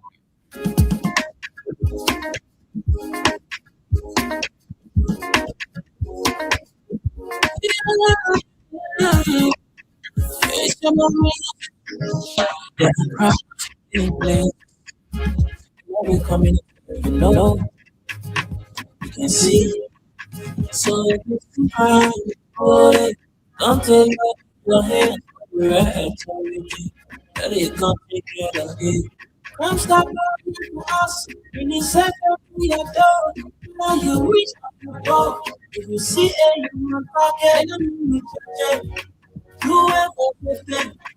If you see it, don't keep it. My thoughts are fire. People bring themselves to your door. Stopping crying and make it peace for them before. Don't stop Nigeria. On the second of Nigeria. Keeping us in the stopping crying for all our own. People bringing themselves to your door. Stopping crying and make it peace for them before. Don't stop Nigeria. On the second of Nigeria. Keeping us in the stopping crying for all our own. Crime Stopper Liberia is a community crime fighting partner. Don't take the law into your own hands. Remember, if you see a crime, report it. This is a message from your own self, Old Man Simpson. Okay, Crime Stopper Liberia, and of course we have to take this one down to just go right across the table and bring in our guest right here, former Representative J. Gabriel Yinka, and of course he's been making some media rounds. We got to bring him also to yeah, exactly. Good morning. Yeah, thank you for the opportunity. It's a pleasure for me to be here this morning. It's an opportunity to share my thoughts, via your network with the public, and hoping that will shape some of the narratives and public policy continues to move. Thank you again. How's life been with you? Well, see, quiet, Especially Adam, man. yeah, have sufficient time to reflect, to rest, to do some other things. As you know, I run the church, as a senior pastor. Okay. And so it has given me ample time to even take out some quiet time, do some meditation, do some reflection, do some studies. I mean, I found it, in fact, quite internally comfortable, and I'm very, very reluctant right now to come back to government. Oh, really? Very reluctant, And That's the, why I'm telling people. the Holy Spirit captured the full, Yeah, when you come on the radio, think that you come to create room for a job, and then we pass that stage, at my level now. Of course, when for economy. Yeah, if I'm admitting, I want to, if I, as part of my civic responsibility, They want to put it civic responsibility to the state, to be able to contribute in whatever manner or shape in to the growing development of the country. However, it will be my exclusive province to decide, what I want to say, what I don't want to say. I'm not sure whether at this point I'm prepared to say that's the thing about it. When you said, let's look back a little bit. When you said before, in the capacity both of city and of course, the executive branch of President George Weah as lawmaker and all that, when you look back on it, what do you see yourself about your contribution to the country in those regards? Well, it's a tough call, to be asked to evaluate one's performance or achievements can be a little bit shrouded in arrogance and misconception, But again, usually I like people to see. But I remember Chinua Achebe wrote one of his globally acclaimed novels that the laser that jumps from a particular oracle tree, usually shakes his head when he lands on the ground because it tells us that there's nobody to applaud me on this achievement.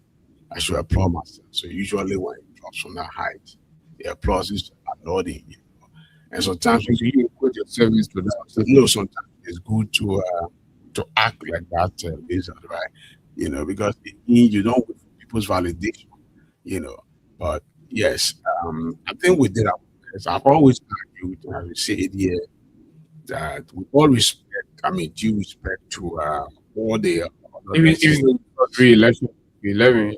Yeah, that was the people's evaluation of my service, and then, but let's put it this way, it can be likened to the loss of former President George Weah. Do you call that rejection? I'm not sure because in a country of more than 1 million voters, if somebody wins by a paltry 17,000, it's not less than 1% in terms of differential. It doesn't amount to rejection.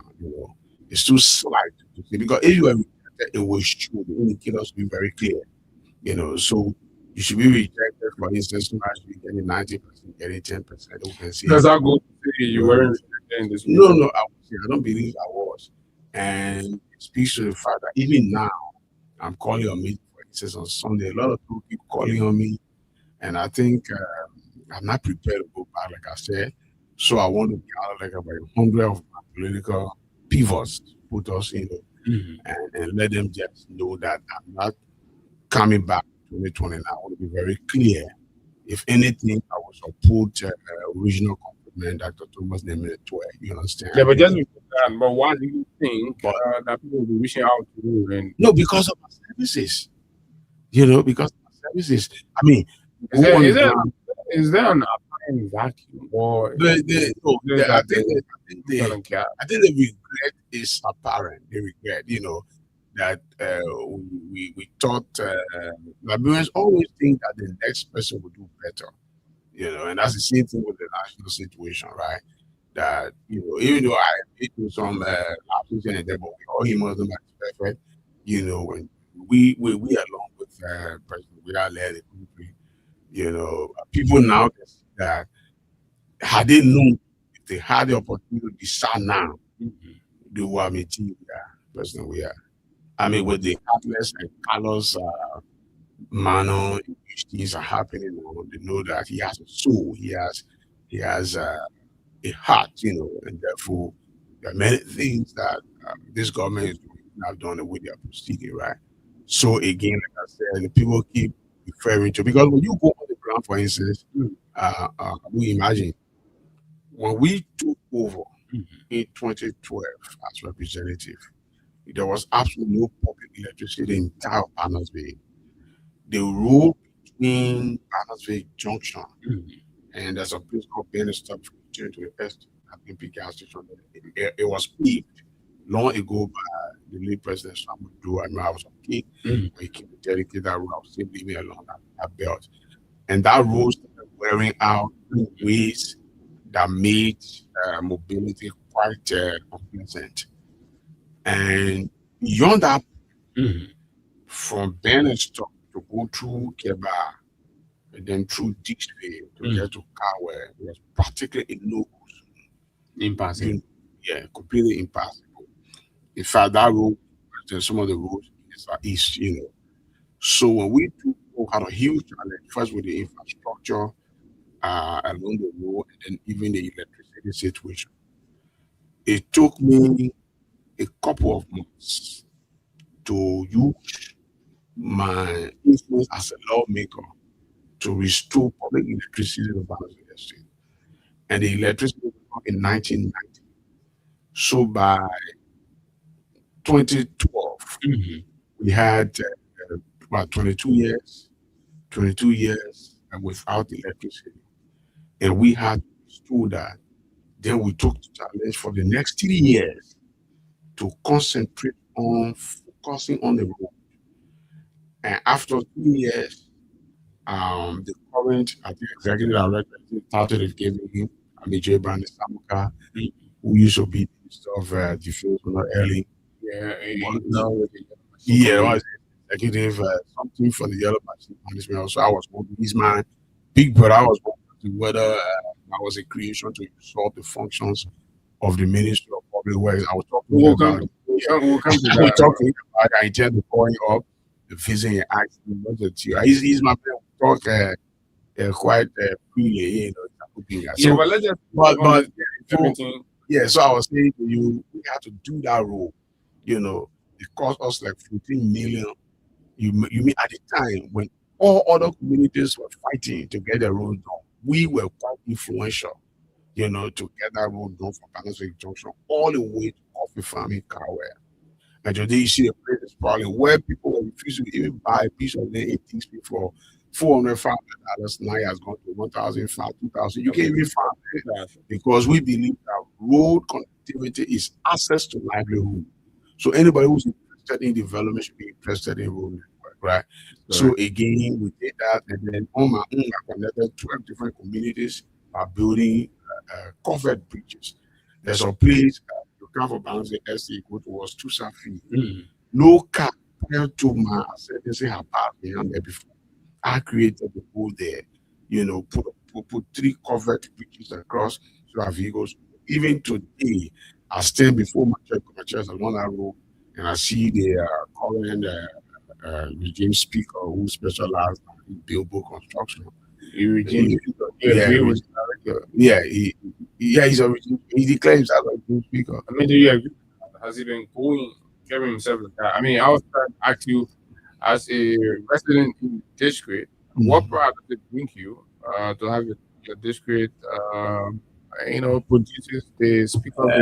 Naturally, in a normal scheme of things, one should be the church, be proud that you have the speaker for your district, for your community. Unfortunately, we can't do that, because with multiple lawsuits, coming from different wives, there's nothing commendable to write home about, and then even when wives suing for lack of support and theft when it comes to property, all kinds of stuff. So in the news, one person calling your spouse when they're not married and is using our time to be toting women, in Lapa Club or around the place. Unfortunately, I'm not sure as a speaker. If I was speaking, that's the reason why time is very important. Somebody said that's private life. Well, but there's no private life for a public figure, unfortunately. Someone who reaches that has to be taught again that when you come into public service, everything about you is public. And that's the reason why the Bible says in 1 Timothy chapter 3, if you come into public life in the church, people will make you a leader, which is a public service in the church. You must ensure that your private life is under control.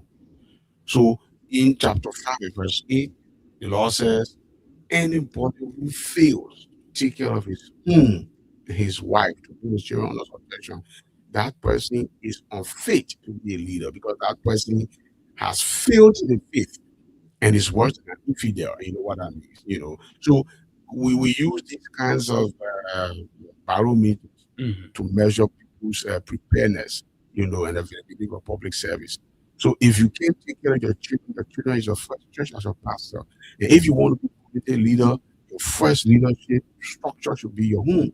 So if your home is in tatters and there's absolutely no management, no control, your children are the leaders of the children in the community. You don't go to school, they steal, you know, and then you say you want to, we should shut you down. You say, no, go back home. Like Jesus said to guy, he go back home and take care of the store before you come to follow me. That's what the Bible teaches. That's what the Bible teaches. But we don't see that in Christian kids with cool. There's been a lot of right. That's what I'm saying. So there's absolutely nothing to write home about. So you ask me what I feel proud, and I say there's nothing to feel proud about.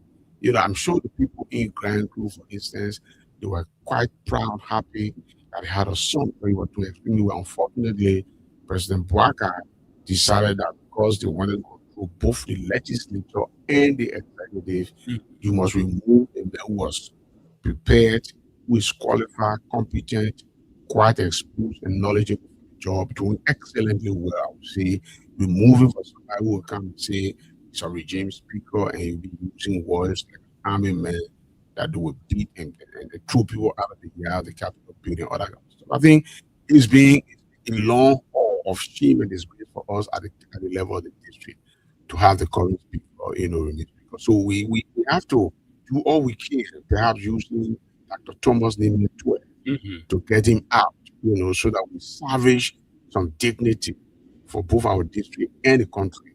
Because it's a shame. I'm not sure. On the base. Where? District 11. Man, we go ground that base. I am on the ground. I have contested over there 4 times, you know, and I defeated him twice. So if I had did I win him.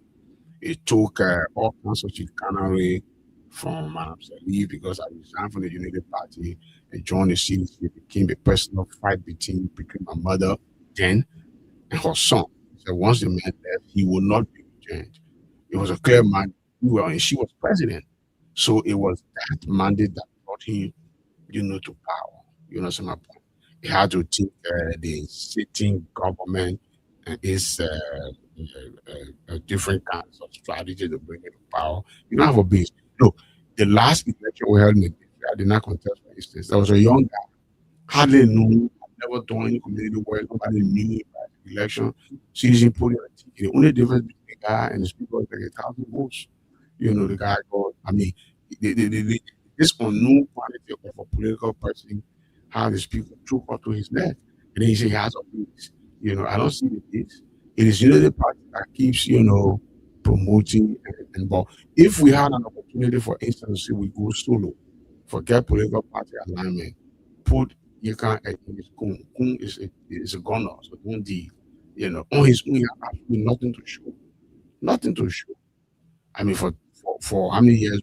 It's going to be 12 years, 15 years, so he has 9 years, so he's ready. We don't see anything. We have 5 years. I was completing the unexpired tenure of the late Anapoli piece of this artist. We did not even have 6 years.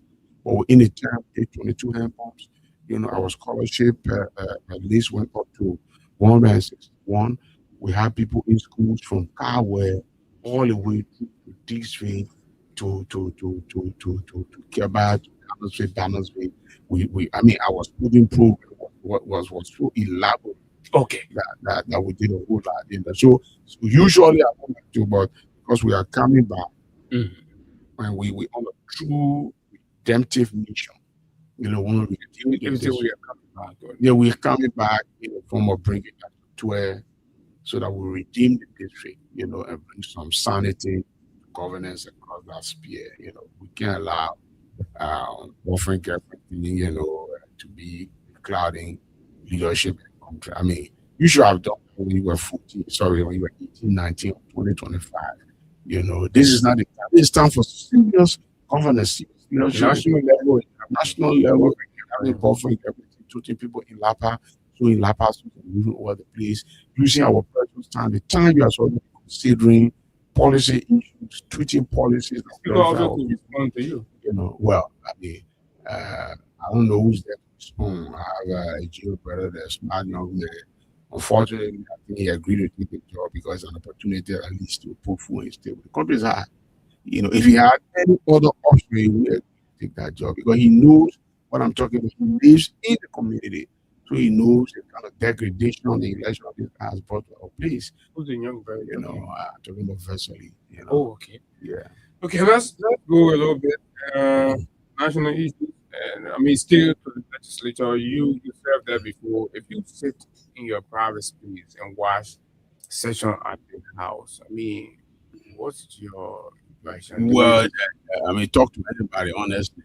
53rd was one of the most organized and, I should say, vigorous legislatures we've had in Liberia. Trust me. Not because these people be better. We should get better as we go along. Fortunately, it's a disappointment. You think they've dropped the ball? I think, far lower than we thought, as a matter of fact. Dropped the ball far lower because the manner in which the presidency superimpose its will upon the legislature has broken the resolve of the legislature independent as a first thing. You know, so again, the legislature become an appendage, an extension of the executive, which is unfortunate in our Republican form of government as ensuring Article 3. It was expected that the legislature will be separate or coordinate branch with the other, and they will set their independence. You will say to the president in this matter, discussing that, Mr. President, unfortunately, the law, and we made it already, was our predecessors, but this is the legislature. The essence of the law is to ensure that you abide by it. We are responsible to checkmate you, because that's the essence of creating a legislature, you know. So again, it cannot work because when somebody gives you loyalty and sees you from a patronage perspective, then of course the person has to satisfy you all the time, whether you are wrong or right. Even against the welfare of the people. It's unfortunate because governments everywhere, like I've said before, whether it is in Afghanistan, in Pakistan, in Venezuela, in Somalia, wherever it is, even in South Sudan, where Rikasha and his men, Sabakir, always, the essence of government is to protect its citizens and to seek the welfare of its people. That's the essence, fundamentally. No matter whether it's a socialist or communist or Marxist, millionaires form of government, whatever you call it, that is the essence of government. And and that would then take me to my next question, which is broader. I mean, about the general performance of the rescue, Mr. Barker campaign on the rescue agenda. In the sense of your definition of what government is, how do you rate the performance 2 years? Yeah, Abu, let me preface my response to that question by saying this. Firstly, I've worked in the government of Liberia from different angles, right? Okay. Let me see for those new facts in the UPIS framework.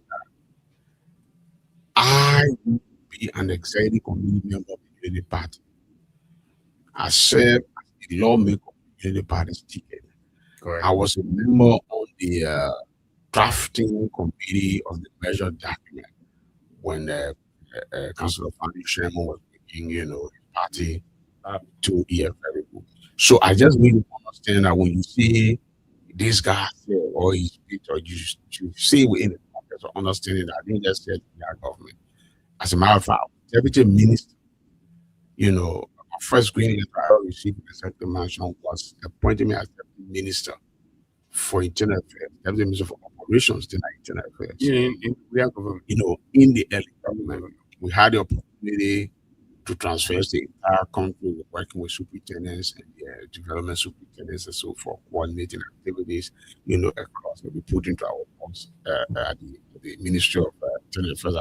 I'm told it's called local government now. Local government, which is something I hope they will live up to the spirit and letter of the law in that act. But again, I just want to point that out to say I have served the UP government as the senior government official. I've served the WIA government as senior government official, and therefore when we talk about service, don't just try to restrict it to the WIA government, except you want to protect that perimeter for the sake of your own expectation also. So it depends on what you expect, right? So we said, I just want to say that we said I was a lawmaker in the party government, on the United Party ticket. When I resigned, I took the district to the CDC, and I want to all my problems, right? Because I was dissatisfied with few things. So you say this to say that your views about your politics views are not partisan. No, I'm not bitterness, and not even partisan loyalty anymore.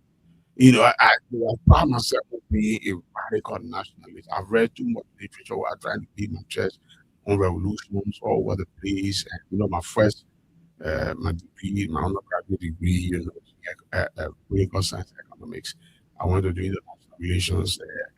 But the system, it doesn't recognize that.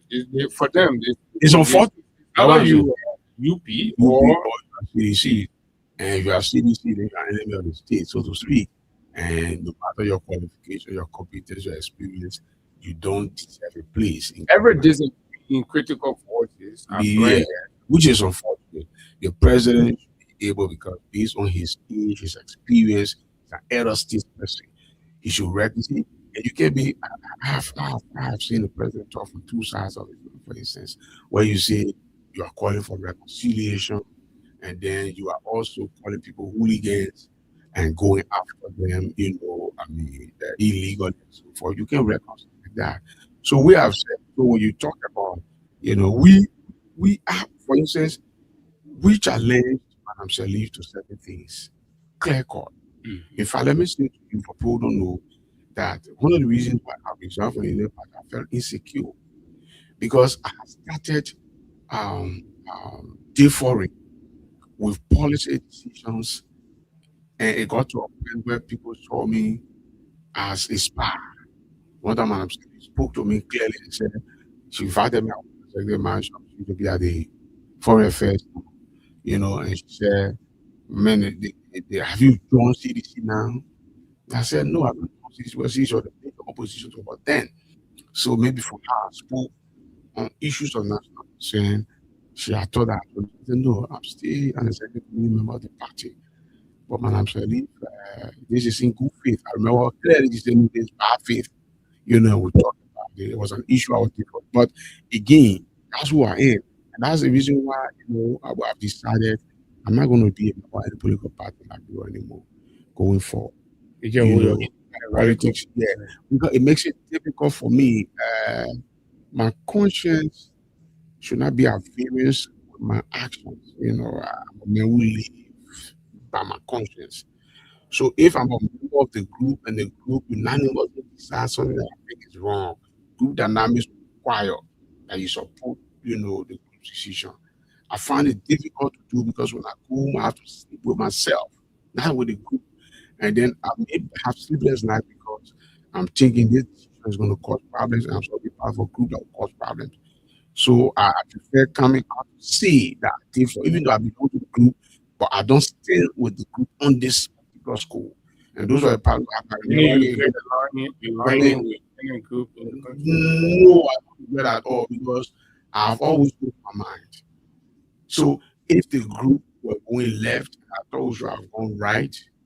And as a member of the group, who expect all of us to go left, because that's a decision, I will come open, I will come clear and say, no, I'm a member of this group, I'm not supporting this decision.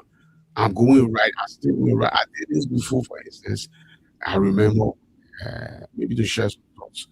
I'm sitting at the lawmaker, and the CDC then chairman, Sulu, right, have applied for, how you call it, permit, not to demonstrate, not to protest, but to commemorate the unfortunate death of a CDC Liberian CDC partisan who was killed in the incident after the election of 2011. Right? Just forgot his name. And I came out clearly. I wrote the Minister of Justice then with Dr. Christian Attar to say it should be collective shame for us as Liberians to be going back and forth with one group of political people on whether we should give them a permit to assemble and commemorate the death of a Liberian as a result of politics. More than 250,000 people have died. I think their blood sufficiently should water our political group. For one additional person to die, I think we should take it as a scar on our conscience. And I will expect that the government will not be giving buses, food, and other things to say, let's do this together. To remember that nobody should die again because of going to elections and because of politics. Okay. And it cost me dearly, right?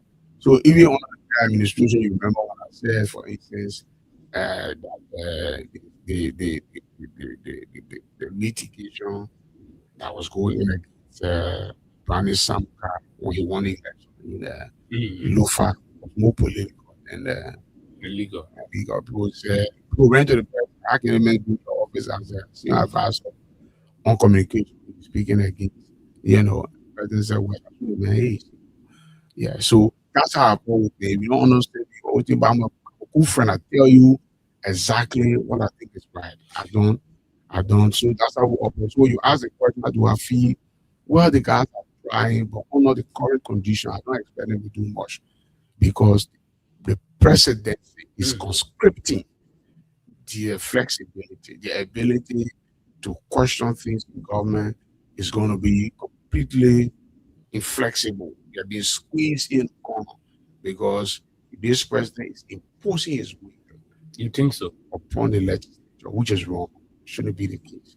I mean, to call Gregory, for instance, the police IG, instructing to take a group of armed police officers, big lawmakers, on the grounds of the legislature, that was beyond imagination for me. Even under Samuel Doe, when the PRC took over, they never went to that length. They were beating people, yes, in the street, for overtaking the vehicles, but they never desecrated the iconic structure of our governance system by taking armed police officers or big lawmakers in their offices. This is a ground disagreement. This is where we are supposed to disagree. This is where people come when they are demonstrating or protesting against the government, consistent with Article 17. This is where they assemble. So that ground is supposed to be sacrosanct, protected to reflect our democratic values. When you begin to take men, who are authorized to carry arms, to go in there and beat lawmakers, then we are in serious trouble. Okay, we're in trouble and time is fast spent, but we see how we can squeeze another 2-3 talking points. And I don't know the relationship between you and Mr. Gafon, Augustine K. Gafon. But it wasn't. Librarians are guys of brother will come a long way. I remember I was virtually self-appointed spokesperson for his campaign on campus when he was going to be also president. And I remember very well after he won, he invited me to. Do you think he's doing well with it? Well, I think he's trying, except that his utterances of late have baffled me a little bit. I don't know him to be cheeky, just somebody who gives court remarks. I think the president is trying to copy from him. So it's unfortunate, when you say to people that we should do bread and butter ministry and all of that, is to come as being insensitive, impervious to the suffering of the people. The people are crying, and in their faces, you tell them that will be a bread and butter ministry that will go, so you come and pluck bread and butter from the shelf. I think it's unfortunate. You got have never been like that before. Maybe his absence for a bit in Uganda may have. Somebody said probably lost some idea, just don't know how to go and run it. I mean, I'm not sure whether he's a smart guy. Trust me. I mean, he, all the guys, Kamara, they're all smart guys. I don't take away from people what they earn, by toil and sweat. I mean, even if we disagree, trust me, I can disagree with you on this. Yeah, but the job could be giving thought because I'm not sure because what they are trying is I understand. It's the economy. It's the economy. I know he's centrifugal to the economy. Right. Yeah, which is true. So somebody could say he's giving out and so forth. So that is the policy that you are asked to implement, and you may not have what it takes to advise to keep the policy here and there. So you just implement. And that's the kind of at that level. I don't like to be an excuse. Put on an excuse. Well, I'm not putting on an excuse, and that's the reason why I'm beating on his back for being cheeky to Balo. I remember very well, right, coming out of the war and all that stuff. We brought Dr. Saya here, seconded, early talk to the IMF folks, bro, and then God succeeded her. And God was extremely well. Even at the time, we were just raising over 700 million. We didn't go to a billion or so forth. Doing quite well at the 15 or every month, people were paid. I mean, the macroeconomic indicators were quite promising, so forth. So, but when you come and you are supposed to draft fiscal policy for a government that believes in making its citizens angry, then you have a problem. Because the policy upon which you draft the fiscal stuff, you mean the government making the government is deliberate about making people homeless. The government seems to be dissatisfied when people are beginning to smile. The government always wants. I don't understand why. You're referencing the demolitions that. Yeah, I mean that's demolitions, but just go back from 2024. Okay. The government took over. The first policy was mass unemployment. Render people unemployed only because they were supposed to be employed by jobs we are. I did not like previous, for instance. And if they were employed by the previous government, you hear it. Why we want it on the basis of that? And if you see, for instance, using some Trump up, probably they have something with the previous government. Well, what is legitimacy? Unfortunately, you could be talking from an illegal or in politics. It's about accepting that was the government, legit government that had the right to. But it is not in their place. Political legitimacy is determined by popular votes, not by one person coming and being very angry that Abu was elected. Yeah, I think because he's a small, just a young guy, therefore. It's no constitutional decision. You can't tell us. That's what I'm saying. So it is not your place to determine political legitimacy. In fact, we can question the political legitimacy of this government. Because if you won by the skin of your teeth, you know what I mean? Like we should call it penalty, rubber, almost about the call. So maybe careful penalty. When you stretch a little bit, whole thing with it. So that's how you won. So your legitimacy is quite thinner. It's the thread compared to the last legitimacy of somebody else. So you can so you can come and question legitimacy here. You just need to lead well. That's all. And forget about being angry. When you become a vengeful leader, what happens? So the government's policy. The whole government, head of Mr. Barker, is vengeful.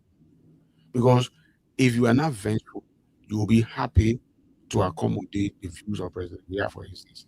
These are men who are dying, for instance. They didn't have the money to go to hospital.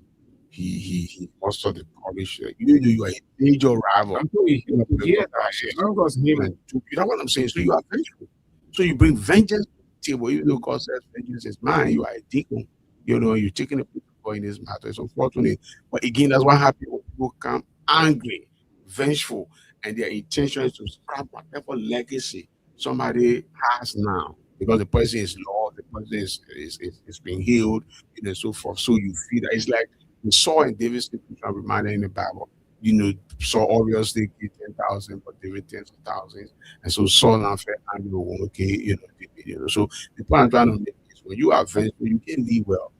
Anger is a kind of bitterness that is cancerous. It eats at the core of every attempt to do anything. So if I'm bitter, I don't see anything good that comes out of you.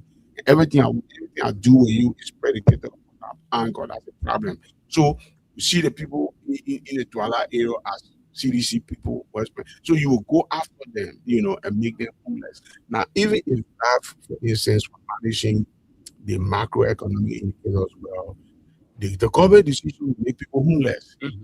We override whatever fiscal policy regime that is in place to help put food on the table. Because why people are trying to put food on the table, you come and break their home, and then they go in the street. Nobody will be happy sleeping in the street.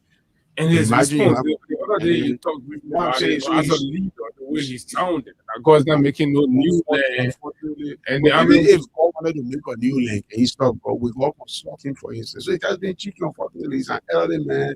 He cannot be saying that I agree Gafan led the charge, and so he's trying to follow Gafan. Gafan is issuing cheeks for Brian Potter ministry, and then he follows Gafan. He should be advising Gafan the other way around. He's a father figure of Gafan. So Gafan can be giving cheek, and then you two giving cheek. Even the people who are angry, who are crying, calling on you, see how you can tune down, and all you have to tell them. The first thing here, if the army, for instance, the army belongs to the government. The very people you are making that it is the tax dollars that are being used to pay the army to cater for the army and so forth. I remember when that barrack was constructed, I hope it was going to be an interior, because the whole freeway was a forested land, So barracks are normally not built in the city center. They are built in the interior parts. So can we relocate the army, for instance, from 72nd to Grand Crew, or can we go into the forest somewhere in Lupa and put them there? Because the army people are not supposed to mix with civilian, mingle here, very, very what I wanted, mingle with civilian people, So when Tottenham and others built at that time, that whole place was forested. They thought it was the interior. Yes, it was all the interior, but it was thick forested region. Now we are opening up, So I tell people, barracks located somewhere in 1912 will not be relevant to barracks being constructed in 2026. Because obviously we are sprawling organization taking place. We got to take the army away from the people. Army should not be among civilians. Maybe they insist on having it there like 2029. Somebody says. Well, we have in this country that no degree of the use of the power they're going to protect any political establishment. So Major Bwaka should know that. But when you see these moves, doesn't it seem from No, but Bwaka was crowned a major, right? He I'm talking about in the 80s, early 80s when the coup makers took over the major. And so he has vast experience that if the power of the government could protect any political establishment, then Samuel Doe is still alive now. Trust me. I'm sure he's aware at the government where he served as a major and he was a minister of agriculture. That government was booted out by just ragtag people coming with guns. So when the people get angry, no amount of barracks built around town can help you. I mean, history has shown that repeatedly. On this debate, there's this debate about, between the UPS and seditions. Seditions hold that Mr. Weah will come back. The UPS think Mr. Weah will not come back. And do you see a chance? Well, let me give you my honest opinion. I believe very frankly that looking at everything that's happening, if it's too early. No, but if one person decides to come back, obviously will come back. Because this government, every step it takes is easing the Weah's return process. When you take decisions to flagrantly violate the laws of the country, you expect that people who are law abiding will not support you, and we have our partners who are also looking. They may not have authority given international relations regime to question some of the things you do, but they get to know that we cannot put confidence in a presidency that does not respect the law. Because if anybody wants to do business here, they want to know how lawful, how legal, the climate is. If I invest here, it cannot be protected. So they go by the law. But if they are aware that the establishment of the team, especially we are hearing that there's a rumor about terminating European terminal. Well, what I'm saying. So, but it should tell you that from day one, the greatest iniquity of this government is the butchery of our laws. From day one, government has butchered, even to the extent where government disrespected the opinions of people. No government has done that from 1847 till now. So it's clear that even if you get a ruling for the Supreme Court, it will not take effect because the government that is supposed to enforce the law is cherishing, violation of the law. They say no, that landlord who care for it. To hell, we're not going to enforce it. So where do you leave civility, for instance? So there are people who are concerned, but come on the ground. The majority of the voters, the people who make a decision, they are ordinary people who every day either you are breaking down their homes, or you are sacking them en masse, or you are arresting their motorbikes and their kekes, beating on them and all that kind of stuff. And the economy continues to be tougher and tougher. People can no longer afford even one, square meal a day. And you expect that these people will be happy. Of course, they will reflect and say, we are time, even though it was not bread and butter, but comparatively, our life was better then than now. And therefore, we'd rather go back to then as opposed to taking now. So again, it is your own doing, in our coach before. And we tell our players, if you are going against an opponent, we tell them to play 4-4-2, which is a regular formation, and we see that the adversary is defensive. I play 3-5-4, 3-5-3. So we move more people into attack, but there's no need keeping full defenders. According to but the guys are not attacking, so we attack more. But if they start scoring their own goals, then we can just protect, them from scoring against us. In this situation, to make comparative stuff, the CDC has virtually nothing to do. Just say, organize themselves, just wait, because the Unity Party folks are shooting themselves in their own legs, scoring their own goals. So they protect your goal so that they don't counter attacks. If they score 3 goals against themselves, you don't have to score and you take your attackers off the field. You take advantage of that, and then 3-0, you win the game. So again, you don't attack us right now, they need defense, but they're scoring their own goals. Okay, they're scoring their own goals. So lastly, and then I can feel like 2 calls were way out of time. Yeah, why did you oppose Cornelio Crato? You have no, we need to override that first. Sorry for being a little bit discourteous. When you say, what did you oppose Cornelio Crato? Then you are mutilating my position. It means you should go beyond. No, why did you oppose Cornelio Crato's appointment? Not Cornelio Crato. Oh, you say Cornelio Crato? I was talking for a nomination. You did not let it. No, I didn't get it clear. I said, what you opposed to? That's a nomination. Was at a point where you're nominated. Yeah, I'm not opposed to her at all. I'm opposed to the president's decision to nominate her. So my opposition is actually at the foot of the executive mansion. Okay. It's just that it's the one appointed and therefore, or nominated and therefore, her name will come up, But let me be honest with you. Is she qualified? Yes, she is. Is she competent? Yes, she is. Has she proven by experience that she can lead? Yes, she has done so. She's been Deputy Minister of Administration at the Ministry of State. Even though she was at the center of I know. That was the policy. I see things that is affecting GAF. Is GAF qualified? Yes. Is he competent? Yes. Does he have experience? Yes. But he's driving a policy that is inhumane and not human-centered, and therefore people will cry.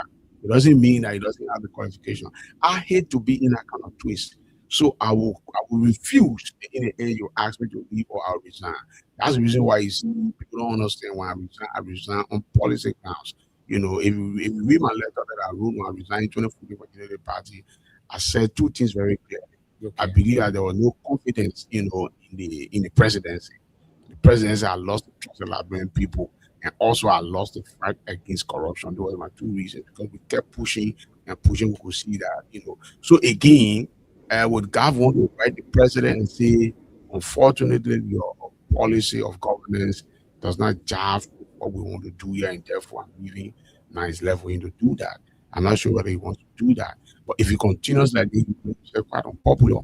And people will think that he's not qualified, he's not competent. But yeah, he's quite, like I said, he's competent, qualified. But there's a law. The law is a law. This president took an oath on the day he was inducted into office that he will protect, defend, and uphold the Constitution and the laws of the land. There's an executive law that clearly you saw it. It's in Title 12 of the executive law, and Section 10.2 is very clear. It says the president shall appoint at least 1 member from each county to his cabinet. Unfortunately, the president has not done that. I also indicated in that communication that apparently the president is spending 12 years as vice president made him privy to the law. And therefore, when he was campaigning in 2023, he repeatedly announced and declared to us that once he had won, he would appoint each, county to his cabinet. But as we speak, 7 counties are not represented. And mind you, I'm not talking about the spectrum of government. Some people don't understand. We're talking about cabinet. Cabinet now should be like 19 people, right? It should be 21 before the mayors of ministry. So we're talking about cabinet ministers, not deputy ministers, not assistant ministers. When we call for cabinet meeting, we only call those 19 people who have ministries and agencies. How can you appoint a father and a daughter to cabinet? Do you know the importance of cabinet? Cabinet advises the president on how to move forward. Most cabinet policies eventuate into law, for instance. So if my wife, my daughter, my son, I appointed Amazon in cabinet, we'll first determine what we want to do at home, and then we'll bring it to cabinet meeting. So what is this diversity in policy? How do we, so the intent of the framers of that law was that, look, if you bring Liberians from all walks of life, you go to Grand Crew, you take one person, you go to Grand Julia, you take one person, you go to Lofa, just like that. When you come to cabinet meetings, the expressions, or as you say, the opinions in that hall will reflect the aspirations, the will, of the people across the country. So it was intended to be inclusive, the government that will run, to have people. But when you say already you have joined cabinet with a lot of people from Lofa, which I don't want to go into because all the documents you have a whole list of that, where all strategic positions, in cabinet and beyond cabinet are owned by Lofans. Already we have nothing. Then you go again and take Nimba. But you don't just take somebody from another family. You say in Nimba, the only family that you deem qualified and competent to serve in your cabinet will be the Kraft family. So you take the labor minister, then you take his daughter and the brother are you. I'm saying no, it's wrong. Let's take somebody else. If we sack the labor minister, for instance, since the daughter seems to be sharper now because she's a young person. I know we did give her a Yinka is our guest, so let's squeeze in some calls on 0776-104-104 plus 286-500-104 are the numbers. Who's in 30 seconds? Let's hear you. Yeah, well, thank you. Just a minute, please. I beg you. 30 seconds. Yeah, Abu, Abu, I have a speech in District 11. 2011, people Yinka. Stop doing that thing. No, I have a video. You understand? 2011, I was volunteer still, Abu, when Marcelli, Valley Sherman, they went on that to campaign for Deponica. I was one of those persons who campaigned for him. But Abu, we need to be honest with our leaders. You know what he said about we are? Let me repeat that so it can be on record. Unfortunately, you just stay at 30 seconds. Let me take, good morning. Yeah, good morning, Abu. Good morning to the veteran. Go ahead. I'm EJ Joe and I join you from District 11. I just want to commend the former lawmaker. I love listening to him. Thank you very much. Love listening to him. Good morning. Yeah, good morning, Abu. And let me say good morning, Yinka. All that we are experiencing today under this government, it is shared in attitude by the president. This president, I do not think that this president will even high time to form his cabinet. But it took the president barely a year to form this cabinet. And he had not even formed it the way he should have formed it. Okay. Thank you very much. Time is actually not our friend. Let me squeeze this last one. Morning. Oh, thank you very much, Abu. And thanks to my knowledgeable people of Gabriel Niga. For the American nations, product, robot. And I joined you this morning from our unknown destination. No, you can see yourself. The justice from or go ahead. Yeah. So, people, you are king. I always tell you that you are king and not for admiration for your company. You are a man, I don't have chance for everything. And I want to do that. I want to be doing that for you. All right. So, But Let's say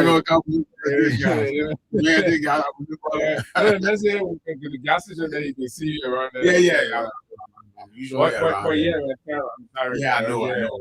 One time to do this. Obviously, I did not go to Sky this morning. That's when I need to know that I was in town. I've come straight here.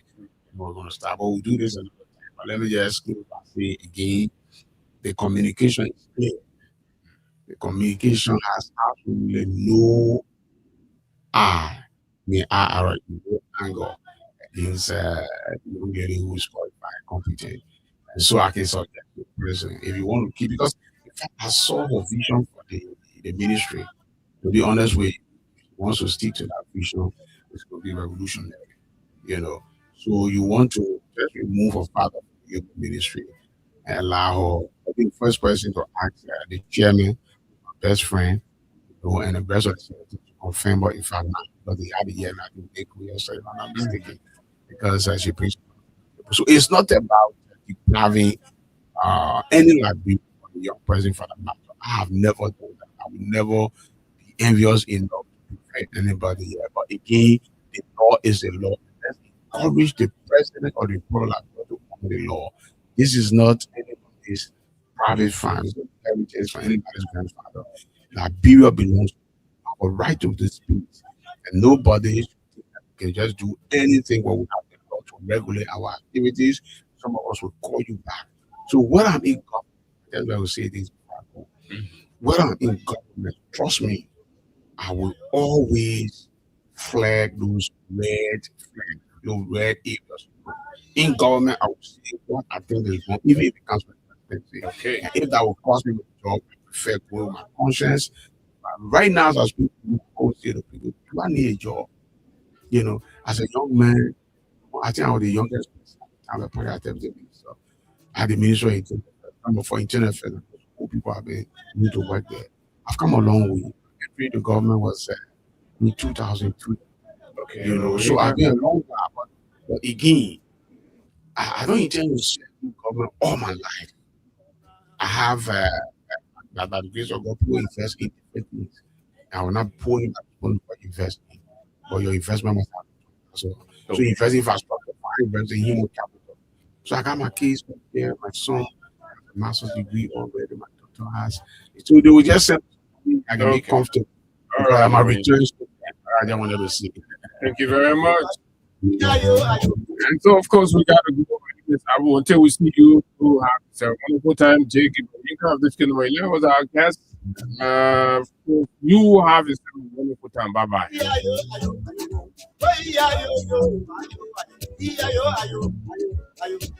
Beauty.